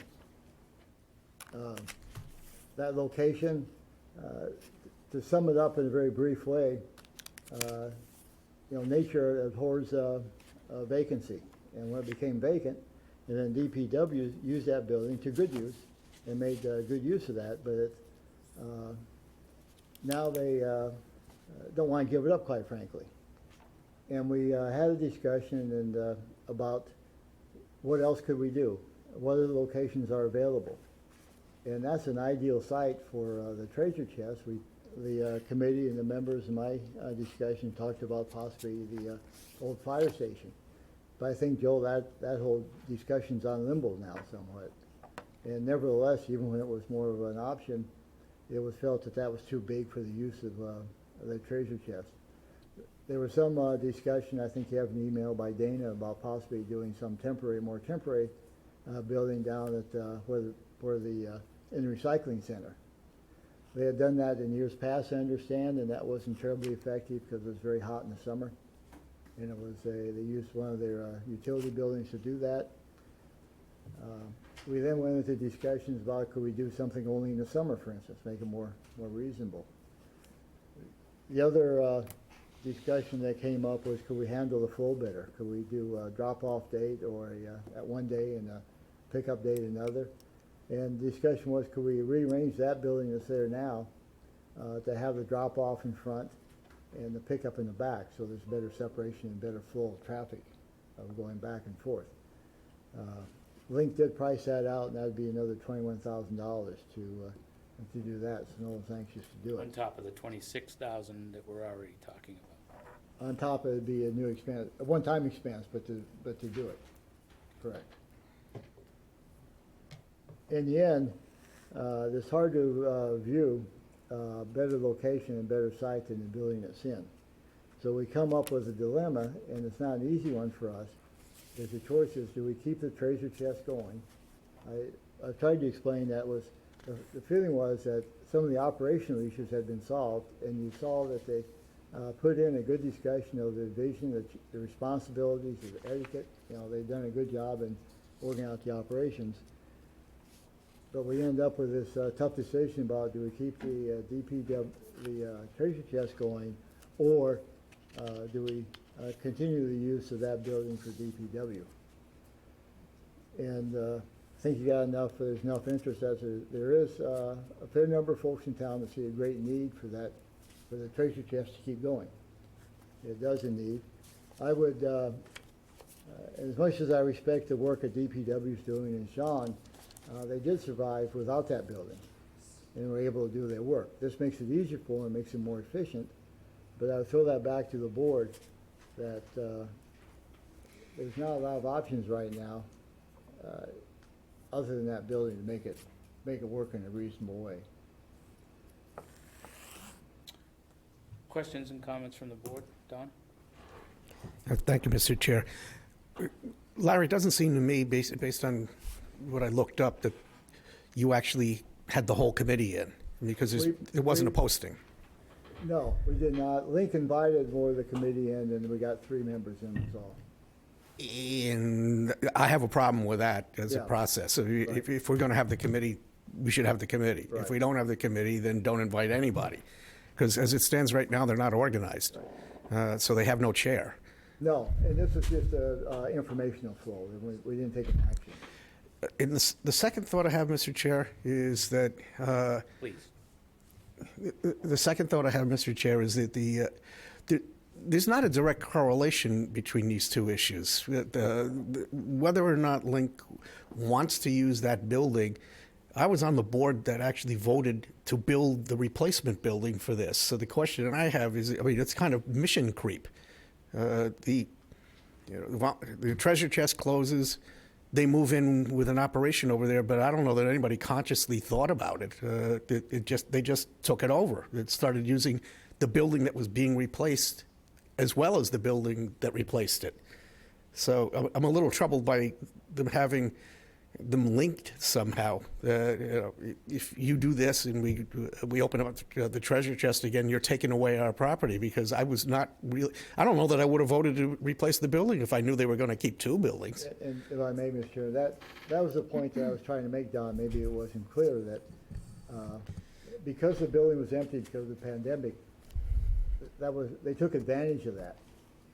Our decision is, should we allow that to continue to happen? They take advantage of this, or should we revert to the treasure chest? Because it's not linked in a way. I agree with your linkage on that. And the only point I was trying to make is organizationally, and we've been trying to do this in a lot of different places, is that we make policy, the town administrator operates the entirety of town government, and there's a conscious decision about, what the priorities are when we weigh them, and who gets what resources, and that really needs to go through the front office. Mary? I think I'm going to abstain from this discussion. As I told you, my 11 years at the pantry and a continuing relationship, that could be perceived as somewhat of a conflict. Thank you, Mary. When you abstain, just as a matter of formality, you should leave and not be part of the conversation at all. Oh. So I think. Shall I leave? Yes. If you're recusing it. If you recuse Okay. yourself, you should sit in the front row and be public. Oh, I can stay in the Or building. you can leave the room entirely. No, we're not throwing out. Joe, as often, we call on our town administrator for opinions, so I'm going to call on you for your opinion. If you say you have none, then we'll move on. Well, I have many thoughts. I would prefer to build off the previous speaker and defer to the board on your decisions and then execute those decisions. I can tell you that I had conversation today with 2 staff members related to the treasure chest, and there were 2 divergent and opposing opinions. So there's still a tie vote in that regard. I think the thing that I would want to put on the record is going back to the director's memorandum back in July, that if the board were to dictate that operations resume, it's his recommendation that a part-timer be hired. That is a position that was not contemplated, that is not in the budget presently, and I have severe misgivings about that going forward.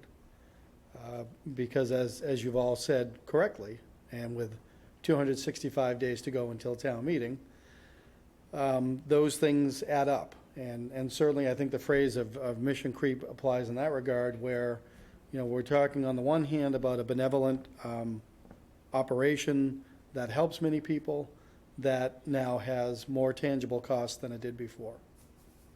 So I'm prepared to make a recommendation. I would prefer not to, but I will defer to the board and whatever you desire of me. Thank you. Larry? And thank you for that, Joe. I forgot to mention that. That did come up in the discussions I had. As Link mentioned, hiring someone to help. We debated that some because I share your view, Joel. I think other towns have done this successfully, as we did in the past, by the way, successfully without a paid volunteer. And so I would not be in favor of that myself, even though that was some of the input. I think my takeaway from that and some of the discussion led to the fact that we needed to, when we reconstituted the committee, because basically they've all aged out, gone out, yeah. They got 4. So we have to reconstitute the larger committee.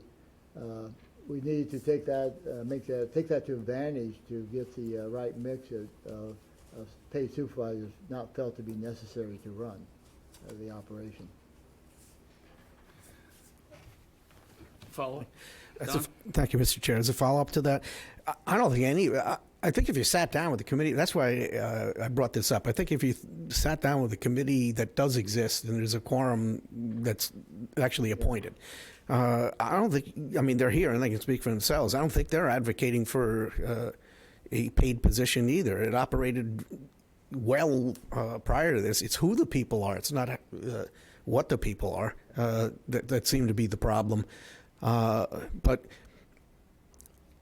we're not agendaed to actually vote for a conclusion anyway tonight. So my thoughts on it are to do it right and actually, now that you've talked to the DPW director, the next step would be, what does the committee see that the weaknesses are and how they could be addressed, and then come up with a bigger picture and then get a recommendation from the town administrator. Well, I would only disagree with you that I didn't do it correctly, because I didn't say that. I just wanted to go one extra step. I contacted Link to bring him in because he's the primary focus on that. He invited the members he could get to come in as part of the discussion. We didn't take any action. Well, I was trying to get information on what the history was. No, I mean, we can't do this now anyway. Yeah, we're not posted for it. I didn't mean him. I would disagree with you on that. I did it incorrectly. I think and I don't mean to suggest that, but I'm not sure that it's Lincoln's to presume about who he invites to a meeting of a committee that we appoint. No, I was bringing information back, but that's good. My intent will be to put this back on the agenda on August 23rd, our next scheduled meeting. A few comments from me. I think the treasure chest for the 7 years I've been involved has been a disaster, and I don't mean that in a bad way. I think it does a lot of good, and I think the volunteers go above and beyond. But between the police, the traffic of people going in and out of that, backing out onto Queen Anne Road, is one very, very negative to me. Second very negative to me is continuously asking our department heads in town to shrink, and then us spending money on this. And I don't think the surrounding towns close their treasure chests by accident.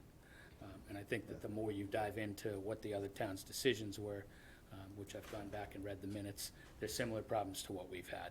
And the actual removal of the waste stream, as we say, I think our DPW director basically has said it's not reducing our waste stream. It's social club is the wrong word, but it's a social event, and it is to help people, and I think there's some very good to it. There's also some competitors to it. So I think that there's other organizations out there that take stuff and give that to people in need. The conversation about the creep from the DPW creeping over there, that's something that's an unfair statement. We voted to build a building maintenance division. So they didn't have a place to operate before. They got squeezed into what's already there, and now we're saving the town money by building things like lifeguard stands. And anyone that's walked through our DPW and look at the space they have, it's inadequate. And we built the maintenance division and didn't give them anywhere to go. There's also on a future capital request from the DPW to build another building. So we're talking about $21,000 one-time expense. We're talking about to do this so that the police aren't involved and our volunteers aren't getting screamed at from the public. It only makes sense to do it with an employee that has one of these and can make decisions. It doesn't, and as much as I see some shake their heads, history proves itself. we can go back to 7 years' worth of minutes on the treasure chest. And we can go back to 7 years of problems on the treasure chest. But to me, one of the biggest things is capital expense. Where are we gonna put the maintenance division? What are we gonna build them, and at what expense to the residents of the town of Harwich to keep the treasure chest open? And it makes absolutely no sense to me at all. I'm gonna open it up to the public to speak. I would only say that if you wrote a letter, we all read it. So if it's the same content, we don't need to reread it. If you spoke in the past about it, we remember the conversations, and based on our packet tonight, there's a ton of support for the treasure chest. So if we can not make this all night, state your name for the record.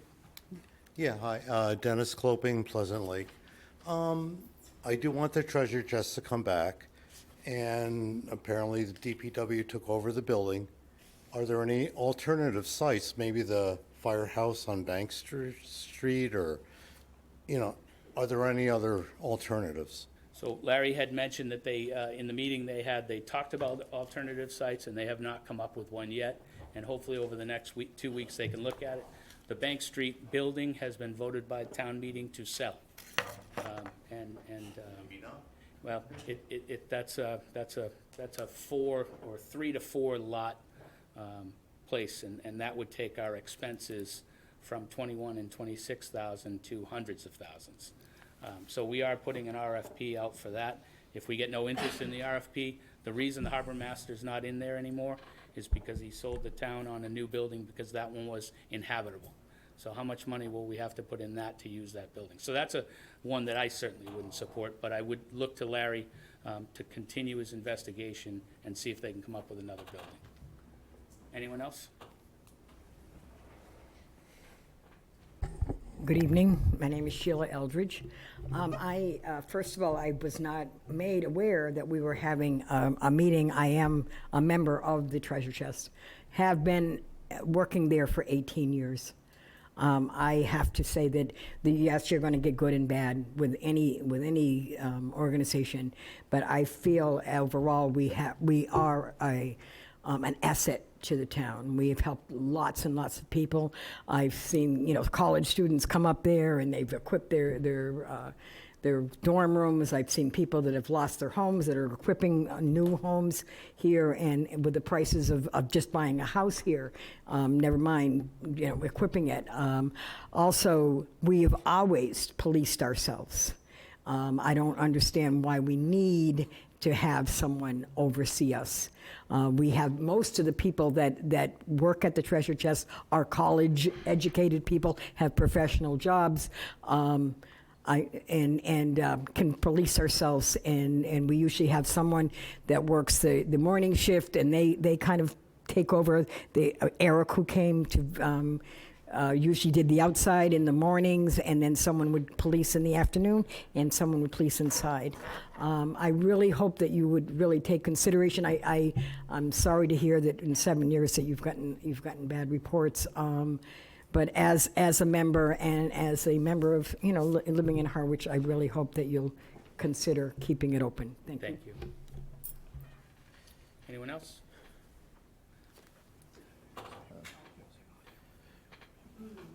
Okay. That would make two. I'm going to bring this. Oh, go ahead. Hello, my name's Heather Belinder. I've been at the Treasure Chest on the committee for at least 4 years. I will honestly say, since Tom came, the whole Treasure Chest changed the whole atmosphere. It was very beneficial to have someone that was, he kept control, he had some good rules and everything. And I honestly believe in the last few years that we've weighed out a lot, got rid of a lot of people that were causing a lot of problems and different things. And I believe in the last couple years that we've made incredible progress. I cannot believe the amount of people we help in town. I think we were saying 200 a day, on Saturdays, a couple hundred on Sundays. These people, a lot of people have, especially with COVID, people have, like Sheila was saying, losses, and people that we help, just elderly people that just don't have any money. There's just so many need in the community. I totally understand that Link needs a building, and I think that's something that we truly need to consider. That, we don't want to just say, okay, we're taking it over. I think there needs to be something worked out. but we also really want to open and really do our best job to help the community. And we'd also like to hear, you were saying things that you were really discouraged about. We'd like to hear that.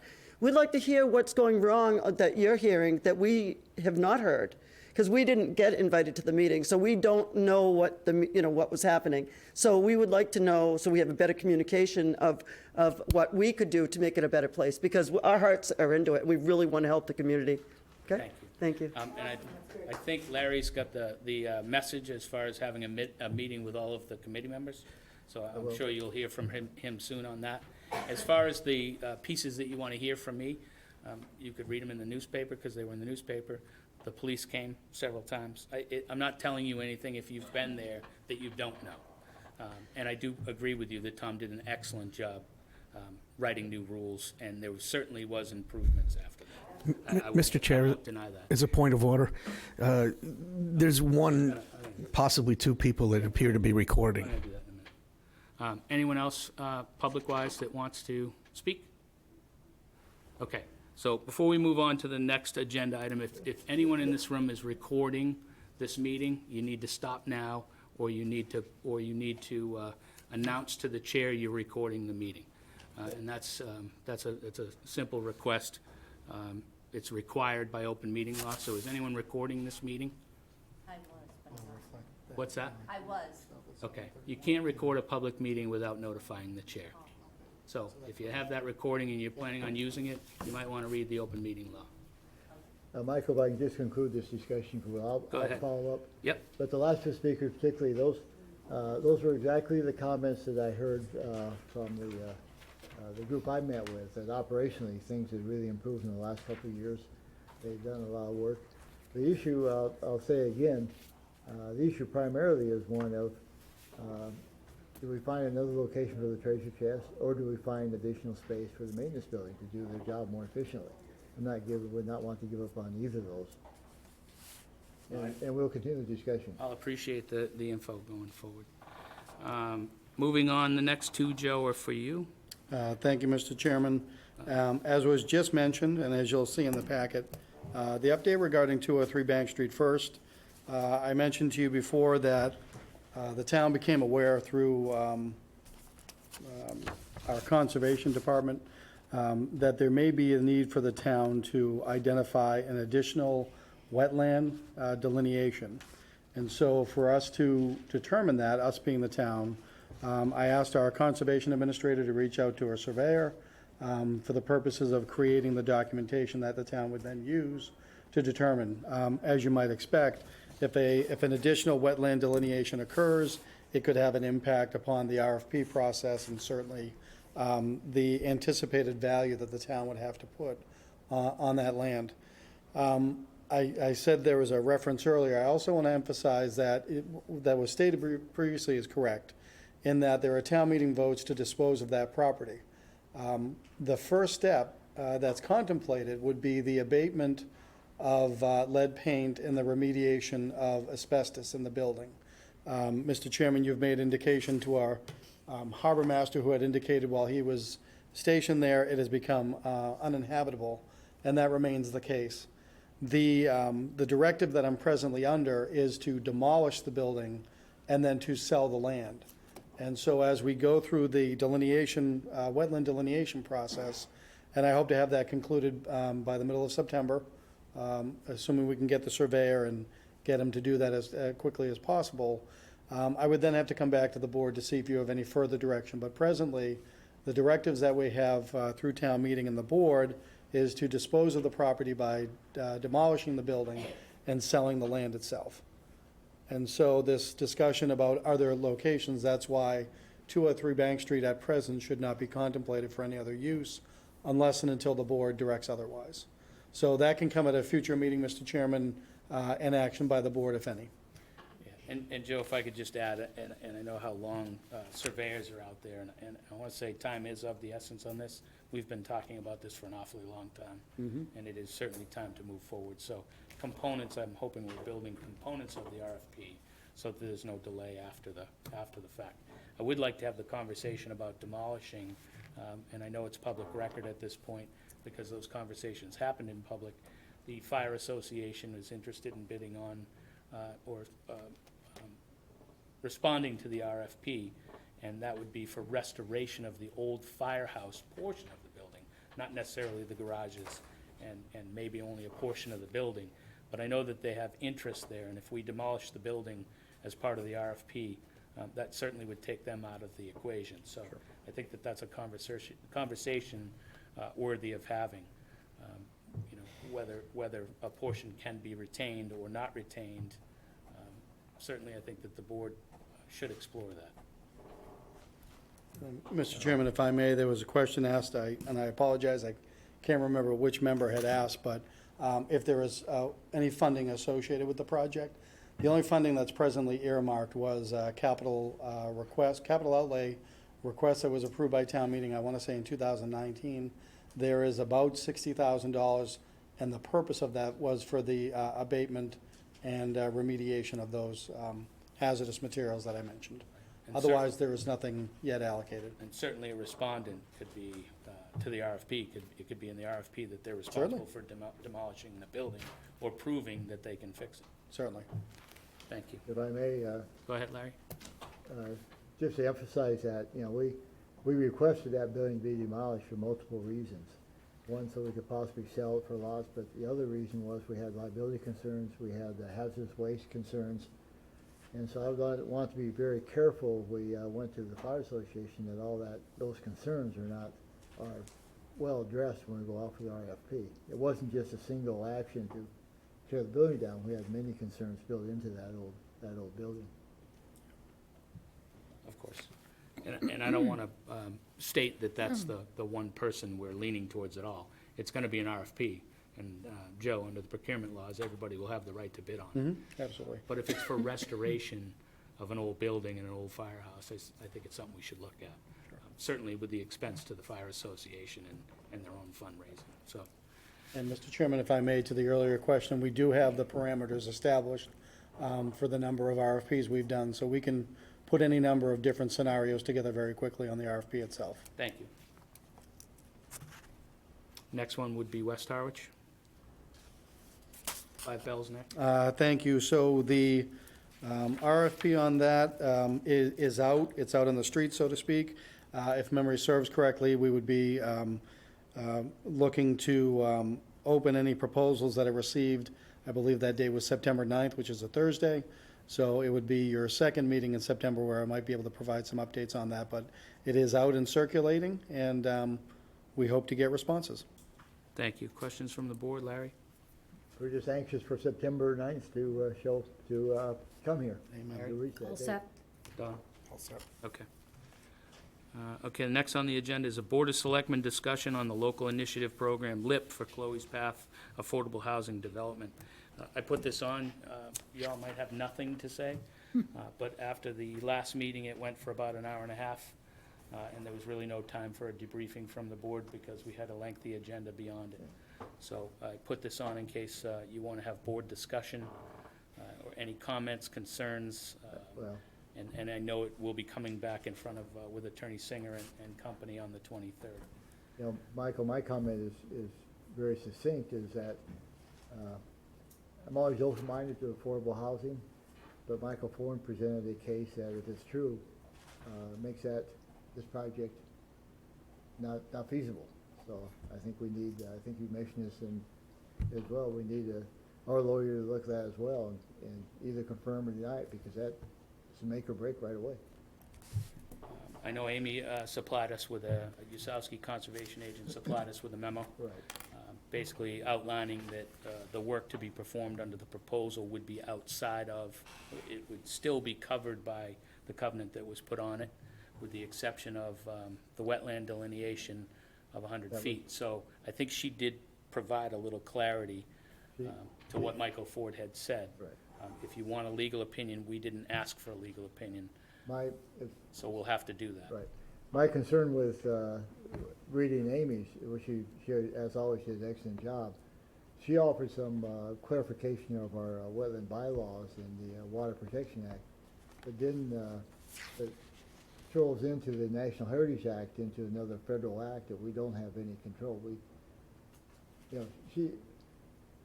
she could waive possibly, there's some options on that locally, but what Michael Ford was talking about was another act that we have no control over. And that's what, in my mind, we need to clarify. And that would be on that would be on the developer to. Right, absolutely. To move forward with that. Mary? Similarly, I went into the last meeting very favorably disposed towards that. It's a good 100 apartments, which I think we desperately need. But Michael Ford's comments and then some conversations I've had with some other people about housing, including, a member of the Housing Authority is one of the abutters. She's greatly in favor of housing. I think there's some real issues with that property, so I have some big concerns about it. And is there any follow-up to both of your questions before the 23rd? Because I don't think we can kick this can down the road forever. No. So if there's follow-up that you want, I need to know about it so we can get it through administration. I can, Michael, if I may, I'll send you, I have family here now, but I'll send you as soon as I can a specific question on that. Okay. 2 weeks is the meeting. Right. And I said at the beginning of this meeting, we need more lawyers. And so it's gonna take them time. I'm reluctant to agree with that, but Well, it's gonna take them some time. That's the point, is if we're gonna get a legal opinion Won't take that and not long. extend this, I Won't need take- it soon. won't take that long. Mary, Sam, any questions that you have that you want answered? I think we've already got enough information. I'm good. Okay, Don? Thank you, Mr. Chair. I'm sure that Mary is relieved that you've taken full responsibility for that quote. Doesn't matter, it's what Bill writes. That is the record of the day. Having said that, I agree with both of the other members, is that if you had to boil it down to a specific, I'd ask them, before we actually approve anything, how are they planning on meeting their obligations that they previously signed for? I think I alluded to that in the last meeting, because same church, different pew. They've got another developer, but it's the same project essentially that had been brought forward a couple of years ago with a different developer. But since then, they went in, they got their subdivision plan approved, but it was predicated on giving up rights to do certain things there that they appear to. I'm a little more concerned than I would be normally, because there were 2 missing pages, so it wasn't just like, whoops. Yeah. In the conditions that were attendant to the approval. I guess, Michael, just to be, one question I would have to make it straightforward is that Amy sensed what we could do as a town. We could actually do some waivers on that. Andrew Singer seemed to, the next barrier for development go through is the National Heritage Act. And get that read. Now, Singer seemed to imply, at least, or suggest that he could ask the National Heritage Act, the people, to give him a waiver on that. And I don't know whether that's right or wrong. But the part that really got to me was that portion of the act, in other words, protection of the endangered species, was built, as he explained, is built into the title. And so if that is in fact true, then I'm not sure that the NHESP, or whatever it's called, has the authority to give them a waiver if something's already built into the title. So that's the question I have, because they've been implying that, and I don't know if that's possible. If it's recorded in the deed, yeah, I think they may be out of the picture too. So that's my question. Mr. Chair, I had one other comment though that I was going to make. Because in the past we've often conflated things to the point where people are confused. What we have in their packet are the professional staff members' thoughts on the subject. The conservation agent is not the Conservation Commission. The health director is not the Board of Health. So none of those bodies have actually weighed in on anything. It's just the people who are the staff in those areas. Joe, do you have enough words to get a legal opinion? Do you understand what they're asking for? I believe I do, yep. And I will admit that we always go back to the table. Thank you. I think my comments are a bit different than yours. I think the I don't think I know. The 40B laws are antiquated, and I don't believe that there's any benefit to the people of the town of Harwich to build a 96-unit a housing complex rental and have 17 of them be for residents in the town of Harwich. We're bringing more people in, we're burdening more services, and I personally think we need to control our own destiny. We have that mechanism now. We didn't have that mechanism in the past. We have a housing trust. The housing trust has land. We've just acquired another large piece of land. The housing trust can dispose of land for money to build projects, and we could do projects that would benefit Harwich people across the board. The rents that are proposed at this unit, you heard a school teacher talk, and I look at our entry-level police officers and firefighters, and unless they're in a double-income family, I don't see how they'll afford those rents. I think it's key for us to completely control our own destiny, and unlike Julian Sear, his comments in the paper 3 weeks ago about NIMBYism, this isn't NIMBYism. You heard from residents, it is a 4-story building. Yes, you have parking underneath the ground. We also, that's 159 cars proposed. That's if everybody follows the rules. We have a 3-story building that's being sold to us that fits in the community because of our fire department, police department, and what was built as a school. I think, again, looking at this from, and I did drive it, I don't think that this is a benefit to the town. And I think 40B is the only way this happens. And I don't believe the 40B laws were written for places like Cape Cod that are struggling already for housing. And this project, I think, is far too great for this piece of property and far too little benefit to the residents of the town of Harwich. I'll save that comment, but I think you can all clearly tell where I'm going to vote. Yeah. It's not going to be debatable for me, Right. but we will vote on it. But you know, signing this LIP application, whether we want to say it or not, signifies that we're supporting this project. And by no means, we're not going back and forth with a developer at this point.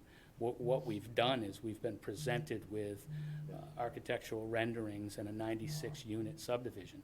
Now, if Andrew Singer, when he's here next week, and his clients want to talk about downsizing the project, so it's 2 floors and parking and not 159 cars, with more benefit to the town, and a market rate study that we have not seen yet, showing that those are the rents. And even if they are the rents, I would still say they're not affordable for people that need affordable housing.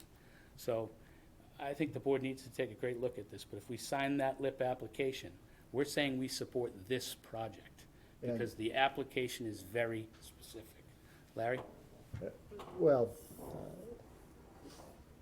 my only, I was going to say comeback. It's not a comeback because I'm not sure whether I don't want to end the discussion yet. But right now, for me, I'm not in a position where we can debate it if we have no idea whether it's feasible at all yet. And so I want to get my questions answered. Then you make valid points. I think we can debate it, and the public can debate it. But I like to know fundamentally. Could be, my point is, could be a dead issue. And then why waste the time having a long debate, basically? Any other follow-up from the board? I'm just in sync with you, Michael. I think it's just a dead issue. I don't really care about any more details. I don't see that as a good use of our town property. Don, follow-up? Just waiting for the next discussion point on the agenda, because that's probably the more important one. Thank you. Joe, anything to add? No, I would actually add what Selectman Howell just said. I'm most interested in the next topic because that is specific to the town of Harwich and not to any one project. And so to me, that the ordering and the topics you have tonight are exceptional, and I look forward to that discussion more than anything. Thank you. All right, moving on to that topic. General discussion on housing, and Mary, you and I had a brief conversation about this, which inspired me to put it on the agenda after this and not wait another week. So I'm going to let you start Okay. with your thoughts on housing in Harwich. Well, as you know, it was one of the things that I listed as a priority when I ran for selectman was affordable housing. So that's everywhere I look, I'm trying to think of places, because I think the town is going to go right downhill if we don't have housing. When I was at the pantry, I used to think the biggest problem on the Cape was jobs. that people couldn't get jobs that paid well, so they needed the pantry, they needed different medical services, they needed a lot of, so I really thought it was jobs. Well, fast forward, 20 years, I think there's jobs now. Look at Stop and Shop. What did you say? It's now 18 an hour at Stop and Shop. Now it's housing. When the school teacher spoke a couple meetings ago that, school teachers couldn't afford those apartments. Housing's got to happen. So then I get on the Board of Selectmen and I start poking around and I find there's a housing affordable trust, there's a housing authority, there's a housing committee. So it looks like there's 3 groups. But I feel like, and I did, someone say, I think Michael suggested to me, or maybe it was Don, that I get a copy of the housing production plan. So I went through that. That's a pretty impressive plan. I'd love to see an update to that, where we're at, because there were some specific numbers, so many apartments. So that's why I wanted to have this discussion. I know the Marceline property gives us a great opportunity. There's a lot of land. It's in a location that I don't foresee big problems. It should be reasonable access. But I'd like us to get going, and it's not houses, it's not McMansions. We need apartments or duplexes or fourplexes, whatever. We need things that, and to Michael's point, if we do it, we can make it for people in Harwich that either live here or have jobs here and want to be here. So that's why I asked it to be on the agenda. I'd like to see us figure out what we're doing with the Marceline property and do it. Don, and before you get into that, will you just briefly, for us and for the public, the housing organizations that Mary mentioned, ones that we may control and ones that we don't control, and benefits? Yeah, the Housing Authority is a state construct. I learned that. They have a certain amount of inventory. To my knowledge, they haven't really increased that inventory in forever, but they do manage rentals. The Housing Committee, the way it's supposed to work right now is that they've got 2 purposes. One is to advise the Board of Selectmen on particular projects for recommendations to either fund or support or not. And also, they're supposed to be out there building support in the community for affordable housing because the trust isn't designed to do that. We held an annual meeting with them last year as the trust in a combined meeting with the Housing Committee. Hopefully that continues because the plans that I'll get into later that the trust has with a consultant to be able to come up with a plan of operation revolves around both of us having different roles, but trying to get to the same finish line. Michael was right on target. The trust not only can acquire, but it can also dispose of property to create assets to be able to do things. I totally agree where he's coming from on this, and I hope that we embrace that. Right now, the trust doesn't have any money to actually do anything other than sit on the property now that we bought it, the Marceline property. If we fund that through state and federal funds, we have no control whatsoever about who goes in. It can't be directed towards kids who grow up here in any way, shape, or form. They get in the same line as everybody else. I would love to see the trust get proactive, and to that extent, I would like to see an agenda item about special counsel for the trust to be able to move forward quickly on things, including the disposal of property, to create liquidity to be able to come up with a plan to build for ourselves that it meets the objectives that we want in the community. But there's certainly a crying need for the affordable housing. Everybody here has made some comment or another through the years about that, and Mary ran on that, and it's totally true. How we get to that point had been a problem. The trust was created to try to address that problem, and we did finally break through with some 13 acres of upland that there's been an environmental review of. There's been a review for wetlands, so it's almost entirely developable. The question is, okay, what do we do now? Where do we get the money to actually do something? I'd love to see the community involved in this. We do need the rentals.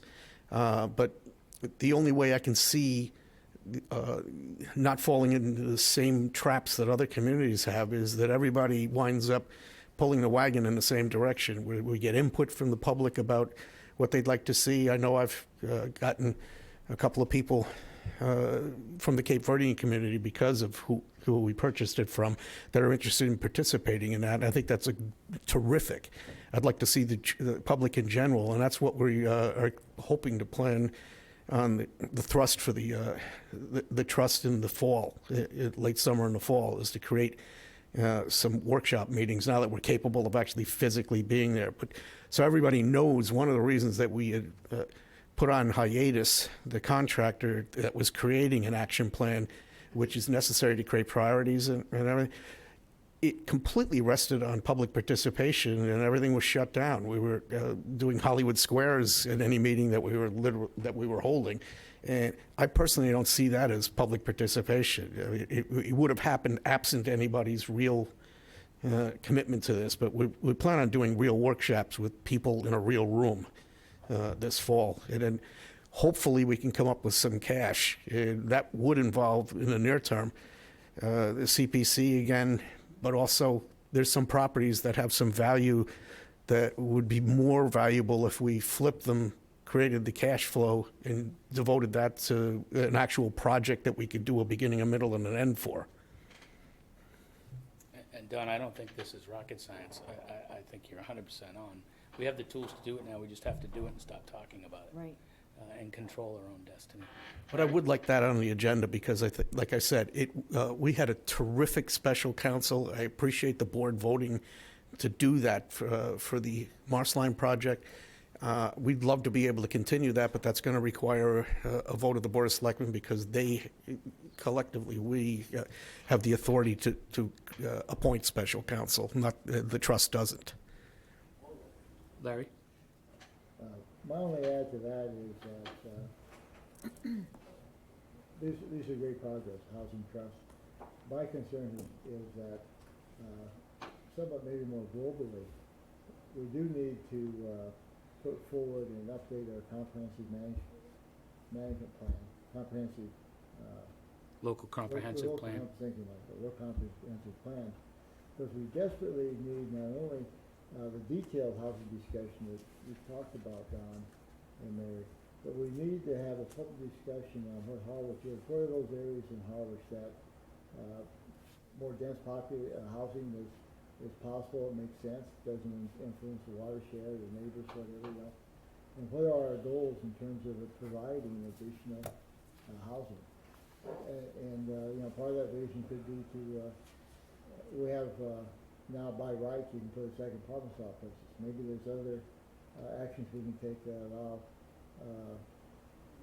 make it easier to develop rentals in a person's house on the property, which is going to be a tough discussion because all of a sudden you're implying areas of town that will be more densely populated to make that happen. Utilize, not build this 90, but 1 or 2 units in an area now is known for large areas. So we need that public overall vision discussion, and then that should be filled in by the details that you're talking about. Thank you, Mr. Chair. There is one thing that's been a continuing narrative that I'd like to be able to mention to the board. The town of Harwich, even in its housing production plan, as it's expressed, you drive around the town of Harwich, you would be hard put to say that's where those people are. Because we had a specific policy that it was more about being part of a community. It's scattered site housing throughout all of the villages. It's worked really well. I mean, I really, not to pick out a particular town or two, but I really don't want to solve our conscience by throwing a massive project somewhere and just walking away saying, okay, now we've warehoused everybody over there, so we're good, because we've never done that.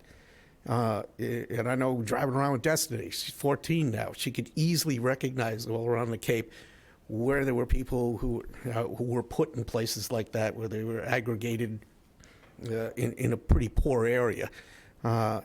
She was, interestingly enough, completely confused when we went through Yarmouth where those townhouses are, or Route 28, which is really what I'm hoping that Harwich gets into. That we're not looking for one massive, large-scale something or other to solve the problem. It's really about, it's a problem of the whole town, so the whole town should probably wind up having to take some responsibility for it. But we also want to be able to help the people in the town that need the help. We're not really aiming at moving out a third of the population and moving in another third from somewhere else. It would be absurd to do that. So we're really trying hard to address both of those issues. And the support of the community is going to be really important for that, so that they recognize that if we can't find teachers because they accept a position and they can't find a place to live, we're in trouble. I think we're already dealing with that in the police department and fire department. Joe? Comments? Many. So you were looking forward to this. Well, absolutely, and because it's encouraging and it's gratifying. I will tell you, this is not a joke, but this is one of those topics that little boys and girls dream of becoming administrators and managers one day to impact upon. This is the real stuff. This is the purpose of government, in my personal and professional opinion. I had the opportunity to attend the Lower Cape Housing Institute back in 2018 here in Harwich. And congratulations, you were good enough to have Wellfleet pay my way. Because I was in that town at that point, but I attended the session here. And the one thing the experts kept saying is that if a town wants to make an impact on housing, the town has to find the land. And it was as simple as that. And as you've said, we're finding the land. And so we do have an opportunity, I think, to make real gains in housing opportunities for our residents because we have land opportunities and because that's how you do it. And so it is an exciting time. And you've talked about all the important documents that we have been talking about and will continue to talk about throughout the summer and the fall. The local comprehensive plan, which is up for rewriting for the next decade. With that is the housing production plan, and tied all that together is the comprehensive wastewater management plan. And so you've been doing the right discussions, and now that we're able to have more meetings in public and beg the public to come to these meetings to hear from them, I think we can make a real difference. And so that's why I'm gratified that you've had these topics, and tonight you've, I think, laid them out beautifully. You know, there's a project that's being contemplated, but beyond the project that's being contemplated by third parties, the town's contemplating. And that's a very positive step. And so now the next step is simple action. Thank you, Joe. One thing that's clear to me, and Don alluded to it, the housing committee. Now that we have a housing trust, I think it's appropriate to change the charge for the housing committee. And it's often been said the housing committee has no teeth and no money. So they bring things back to the board, and the board kicks the can down the road. Community engagement was the most important term that I heard. So Mary, as the housing committee liaison, I think you review the charge, maybe give them some input and bring it back to the board. But I think we should update that charge now that the trust exists and the trust has money and teeth. I think that's a very important change, and I think we need to revitalize that group. The thought that Harwich is doing nothing is a terrible statement. And the statement that keeps being made, we're only at 5.7% out of 10%. Again, the 10% was picked by the state, and I don't believe when the state did it, they looked at the Cape, the demographics on the Cape, the cost of living on the Cape, and I think that this is a tool to get larger developments planned. And I, for one, don't believe in the 40B laws at this point because I don't think it helps our community. We should control our own destiny, and we should pick our projects. We did, as a town, pass the housing bylaw, the accessory use bylaw. We passed it. We've given out several permits, and why those don't go towards our 10% is beyond me. We also approved, planning board approved 23 units in Harwich Center. A certain amount of them deemed affordable, and the rest are rentals. and the rest are rentals at market rate. We're doing housing. We're talking about housing. We just, as a board, need to start making some decisions on how we're going to get there and get there for the residents of Harwich. Larry, follow up? 1 second. Do you want me to Well, talk? I think we're all in agreement on that. We need public comment. I get irritated worrying about the 10% so-called capital aid when I'm interested in the small aid, being sure there's affordable housing for everyone. And that gets back to my low-con comprehensive plan. There's a way that when we look at public discussion that we make it easier for people to provide housing in a way that's not the super development, making it more personal, more local builders rather than the huge. And I think that's it. But to make that happen, we do need the wide range public input and discussion about where that makes sense. We're doing a lot of housing, but I think in some cases we're doing, and I see Elaine here from Real Estate and Open Space, we've and much improved, but for a long time we operated on open space and housing by what was opportunity rather than overall design.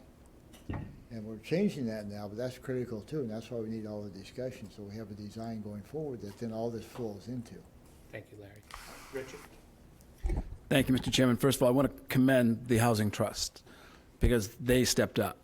There were a couple of other parcels in the last few years that the town could have had, and they were offered to the town. But the town wasn't in a position at that time with the personnel in place at that time to take action. And I commend the chair of the Housing Trust and those involved to make this happen. It's great to have public input, and you should have when it comes to that particular parcel. But you really need to get some visionaries there. It's not a parcel that should just be all apartments or just townhouses. You can create 3 or 4 neighborhoods on a parcel like that. But it does take some visionaries to be able to sit and say, this is how we can create these neighborhoods so there's no stigma attached to them. I hear the housing in town that's occurred. We go back to the 80s when Community Way was built in Harwich. And if you're not familiar with Community Way, it's off of Driftwood Lane. And if you drove down that street, it's absolutely no different than any other house around. That was an affordable project. And we have people serving on committees in this town who live in that neighborhood. There are ways to get housing done, but you got to get some people to the table, who have that vision of what can be done. I agree. It should be Harwich preference at all. And the issue, Mr. Chairman, you talk about the 10% and how it doesn't impact the Cape. Let's change it. Let's file legislation. Let's get our elected representatives to say, let's look at the Cape and how it's different than other areas of the state so that we can change that calculation and be a part of the answer, not just criticizing it and trying to fight. That's the many fights that have happened over housing over the years. Let's be proactive and do something about it. Let's get the housing committee or the trust to say, hey, let's file legislation on behalf of the town of Harwich, whether as a home rule petition or making it available for the rest of the Commonwealth to say 10% doesn't work. It's never going to work here on Cape Cod. Let's make it 7. Let's make it 6, whatever it may be. So I think getting some visionaries to the table, being involved in this discussion, can help us in this community. Community input's great, but you get the right people at the table, you can make a huge difference. And I think starting with that parcel of land that the Housing Trust secured is a great way to start, and kudos to Mr. Howell and those involved who made that happen. Thank you, Richard. Don? Thank you. I want to reiterate some things that Mary touched on, Larry touched on, you've touched on, and Richard did. First of all, there's not that great a number of people who are affordable housing advocates where we don't talk to each other. So through the years we have. The one central complaint, aside from the you can't control who's in the units, is the metaphor I use is a ladder. We have the lower 1 or 2 rungs of the ladder, which is affordable. It's 60% or 80% of affordability. And then somebody sawed off the next 2 rungs of the ladder so that there's no workforce housing. There's no way to get from those 2 first rungs further up the ladder. I mean, there was when the generation preceding us was growing up, because you could buy a starter home, and maybe it may have been smaller than you wanted, but I mean, you could cash out and then move up. the way the laws are, right now, if I only get to use CPC money on the property we bought for the Marsh lines, we can't even do 100% area median income rental because it won't count in the law that was written enabling the CPC to exist. The Community Preservation Act doesn't allow for that. It only allows for 60 and 80. So we're trapped by that legislation. We're trapped by a bunch of different legislations. You can't do anything regional. I keep hearing everybody say, why don't we throw in with Brewster or Chatham and help them build something that would be commonly helpful to all of us? We don't get any credit for that. And I'm not sure that any CPC money could go to that even if it's sourced at Harwich. So Richard's right. I mean, I would love to see some changes in legislation that recognize the reality that this was nice as a start, but I know that Richard knows this. The old Harwich CDC, which is who built those houses, and yes, we did have one of our own. If you're in one of those, you can't cash out for any equity. You're kind of like there. And there is no way to get from there to something else because the way the legislation was written precludes that. You can't make any more than when you're selling it the 80% median income again. So it's a vicious cycle. It really doesn't. It's not a healthy mix that a community would want for workers starting out and getting a little bit more mature and moving up. There's no upward mobility built into this system. Thank you. Public. Sandy McClarty, East Harwich. Thank you. Larry mentioned the local comprehensive plan, and I think that's where my mind goes to. Although we may disagree on the details, or maybe the current LCP is not one that I like, but the concept of a local comprehensive plan, I think, sums up kind of what we need to look at all the facets that go into this. And a way to maybe highlight this is to ask the question, if you built 500 affordable units, what would the rental rates come down to? Now, I know that's a question that maybe nobody can answer here, but my point is that it's not just about develop. If as fast as you develop, there's McMansions going up, year-round homes are becoming second homes, all of the headwinds, as they say in economics, are against you. You could be kind of swimming in place and eventually drown, run out of steam.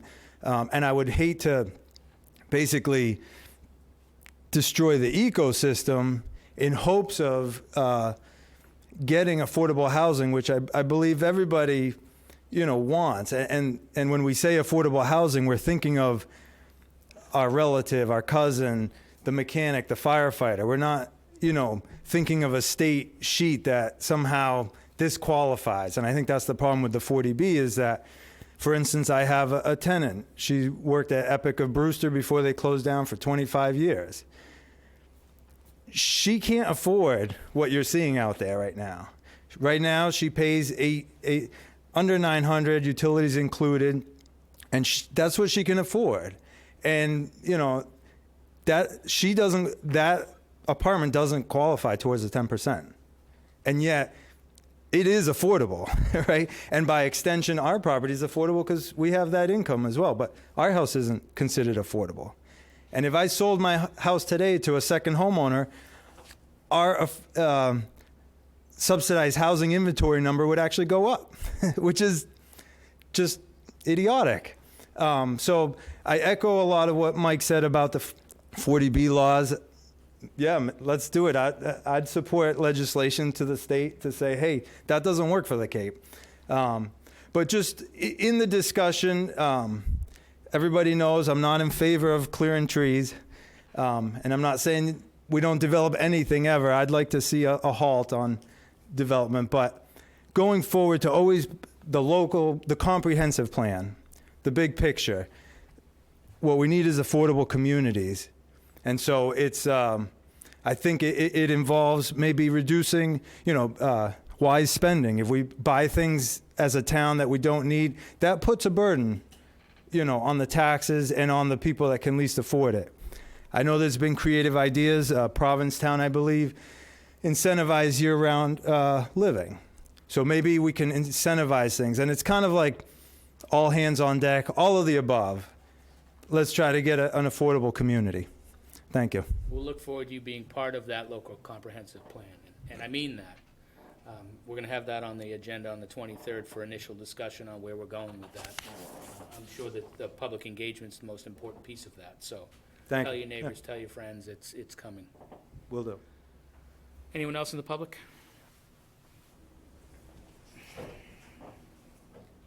Clara McClarty, East Harwich. I just wanted to add in that big local comprehensive concept that if you look at the data on the percentage of second homes owned in Harwich over, say, the last 20 years, we just keep getting a higher and higher percentage of second home ownership and a lower and lower other portion. So that seems to me something that would be crucial to address, because I grew up here, and a ton of the homes that I lived in, we rented, and we moved to different. They weren't in Harwich. Well, two of them were in Harwich, my dad's, but they are all summer use now. They are all either short-term rentals or owned by a family who uses them in the summer only. So that's a big part of housing that I think we have to incorporate, is some kind of a way, because there is a continual incentive. Like my husband and I say to ourselves, if we fix this place up and sold it, we could have how many acres in Maine? And we're not, I know tons of families who in this past year have made that decision. People who had roots here, an extended family here, and lifestyle here. So that's a big part of the whole picture, I think, that has to be incorporated. Thank you. Thank you. Anyone else in the public? Going to get on to the town administrator's report. Oh, contracts. Thanks. Took my glasses off.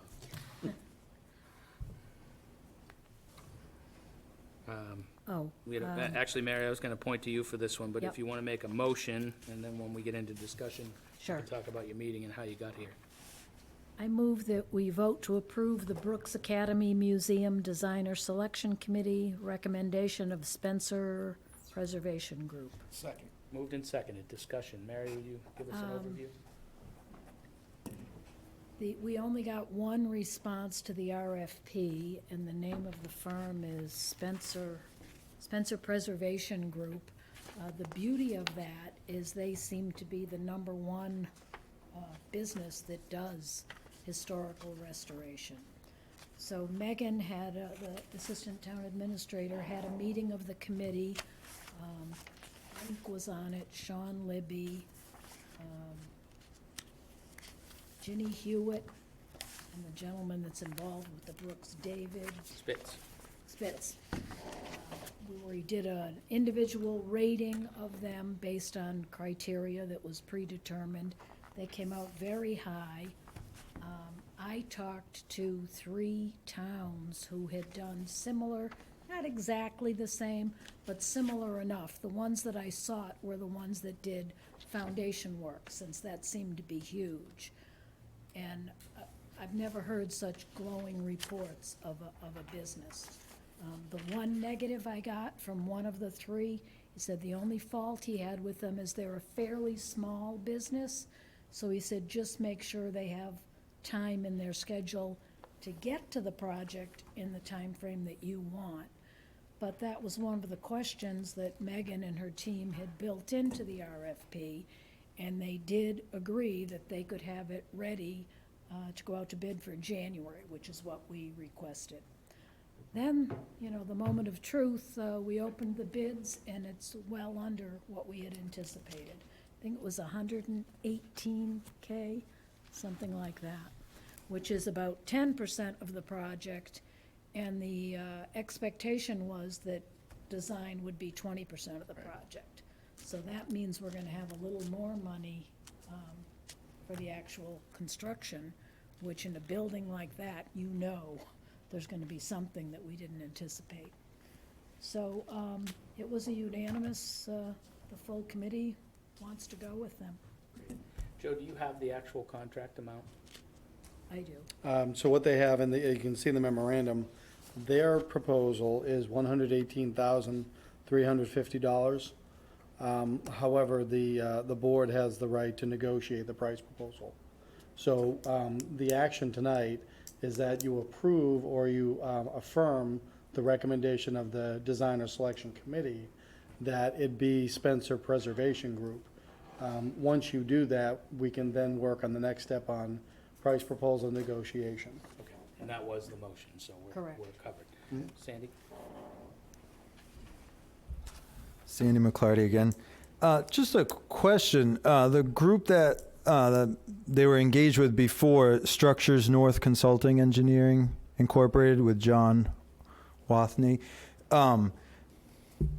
Are we talking about two different projects? Is this the agenda talking about the foundation project, or is this the structure above restoration? Mary? It's the full project, but a big piece of it is the foundation. So is Structures North still involved? Is there some overlap, or? They are a partner. There's, I think, a couple of partners. There's Structures North and also Cape Associates, and there might be a third. So they would be subcontracting under Spencer Preservation Group as the engineering firm? Okay. Just want to make sure we're not paying for double duty. It seemed like the original plans had a pretty thorough plan for the foundation anyway. Thank you. Thank you, Sandy. Any further discussion? No, not by me. All in favor? Aye. Aye. 4-0, Joe. Now we'll go to the town administrator's report. Thank you, Mr. Chairman. Members of the board, you'll see, I believe you'll see in your packet that we're moving on the annual renewal of the Council on Aging newsletter publication, so that the anticipated project comes in under $20,000, but the actual cost to the town is on the postage side, which is about $6,500, because the funding for the newsletter publication itself comes from a Executive Office of Elderly Services grant, which we have been lucky to receive on an annual basis. So this is the time of year when that happens, so that has been approved by me and is going forward. And then the last item I have is, as we talk about summer on Cape Cod, I will speak wistfully. The Harwich Mariners had a phenomenal season. Unfortunately, it was not extended. I think Ben Layton, Biz Layton, Mary Henderson, and the crew are to be applauded on a wonderful season. They assembled a great team, but the number of games that I went to, there were lots of families there, and to me, that is what is great about Cape Cod in the summertime, is a good old tradition like that brings families out, and if they spent money in town, well, that's good too. So congratulations to our Mariners. Thank you, Joe. That's it? Yep. We'll follow with Larry then, and Larry can talk about the money that was given. Money that was Did given? you go, Mariners, the check that they? I did go. I accepted the check, and it was very gratifying. And they Related to the lighting. it was to support the lighting. Thank you, Michael. And that's all I have. Although the Mariners did change the rules that they don't go into extra innings. They're tied. They left. Yeah, the league changed that this year. It was a killer. It was a killer. But I can't say that in public. I have nothing Four more. ties. More. Mary? No, I'm all set. Don? Thank you, Mr. Chair. The trust is trying to put together a walkthrough of the Marsline property. It's nice to talk about it in the abstract, and we're planning on inviting the CPC. I've already spoken with Dave Nixon. I'd like to include the Board of Selectmen in that. We're obviously going to have to cross-post because I really want everybody. But it's nice to talk about it in vague generalities. I think it's a whole different story if you get out there and see. I mean, this is a magnificent acquisition. Thank you, Don. And I have nothing. Motion to adjourn? So move. Second. Moved and seconded. All in favor? Aye. Aye.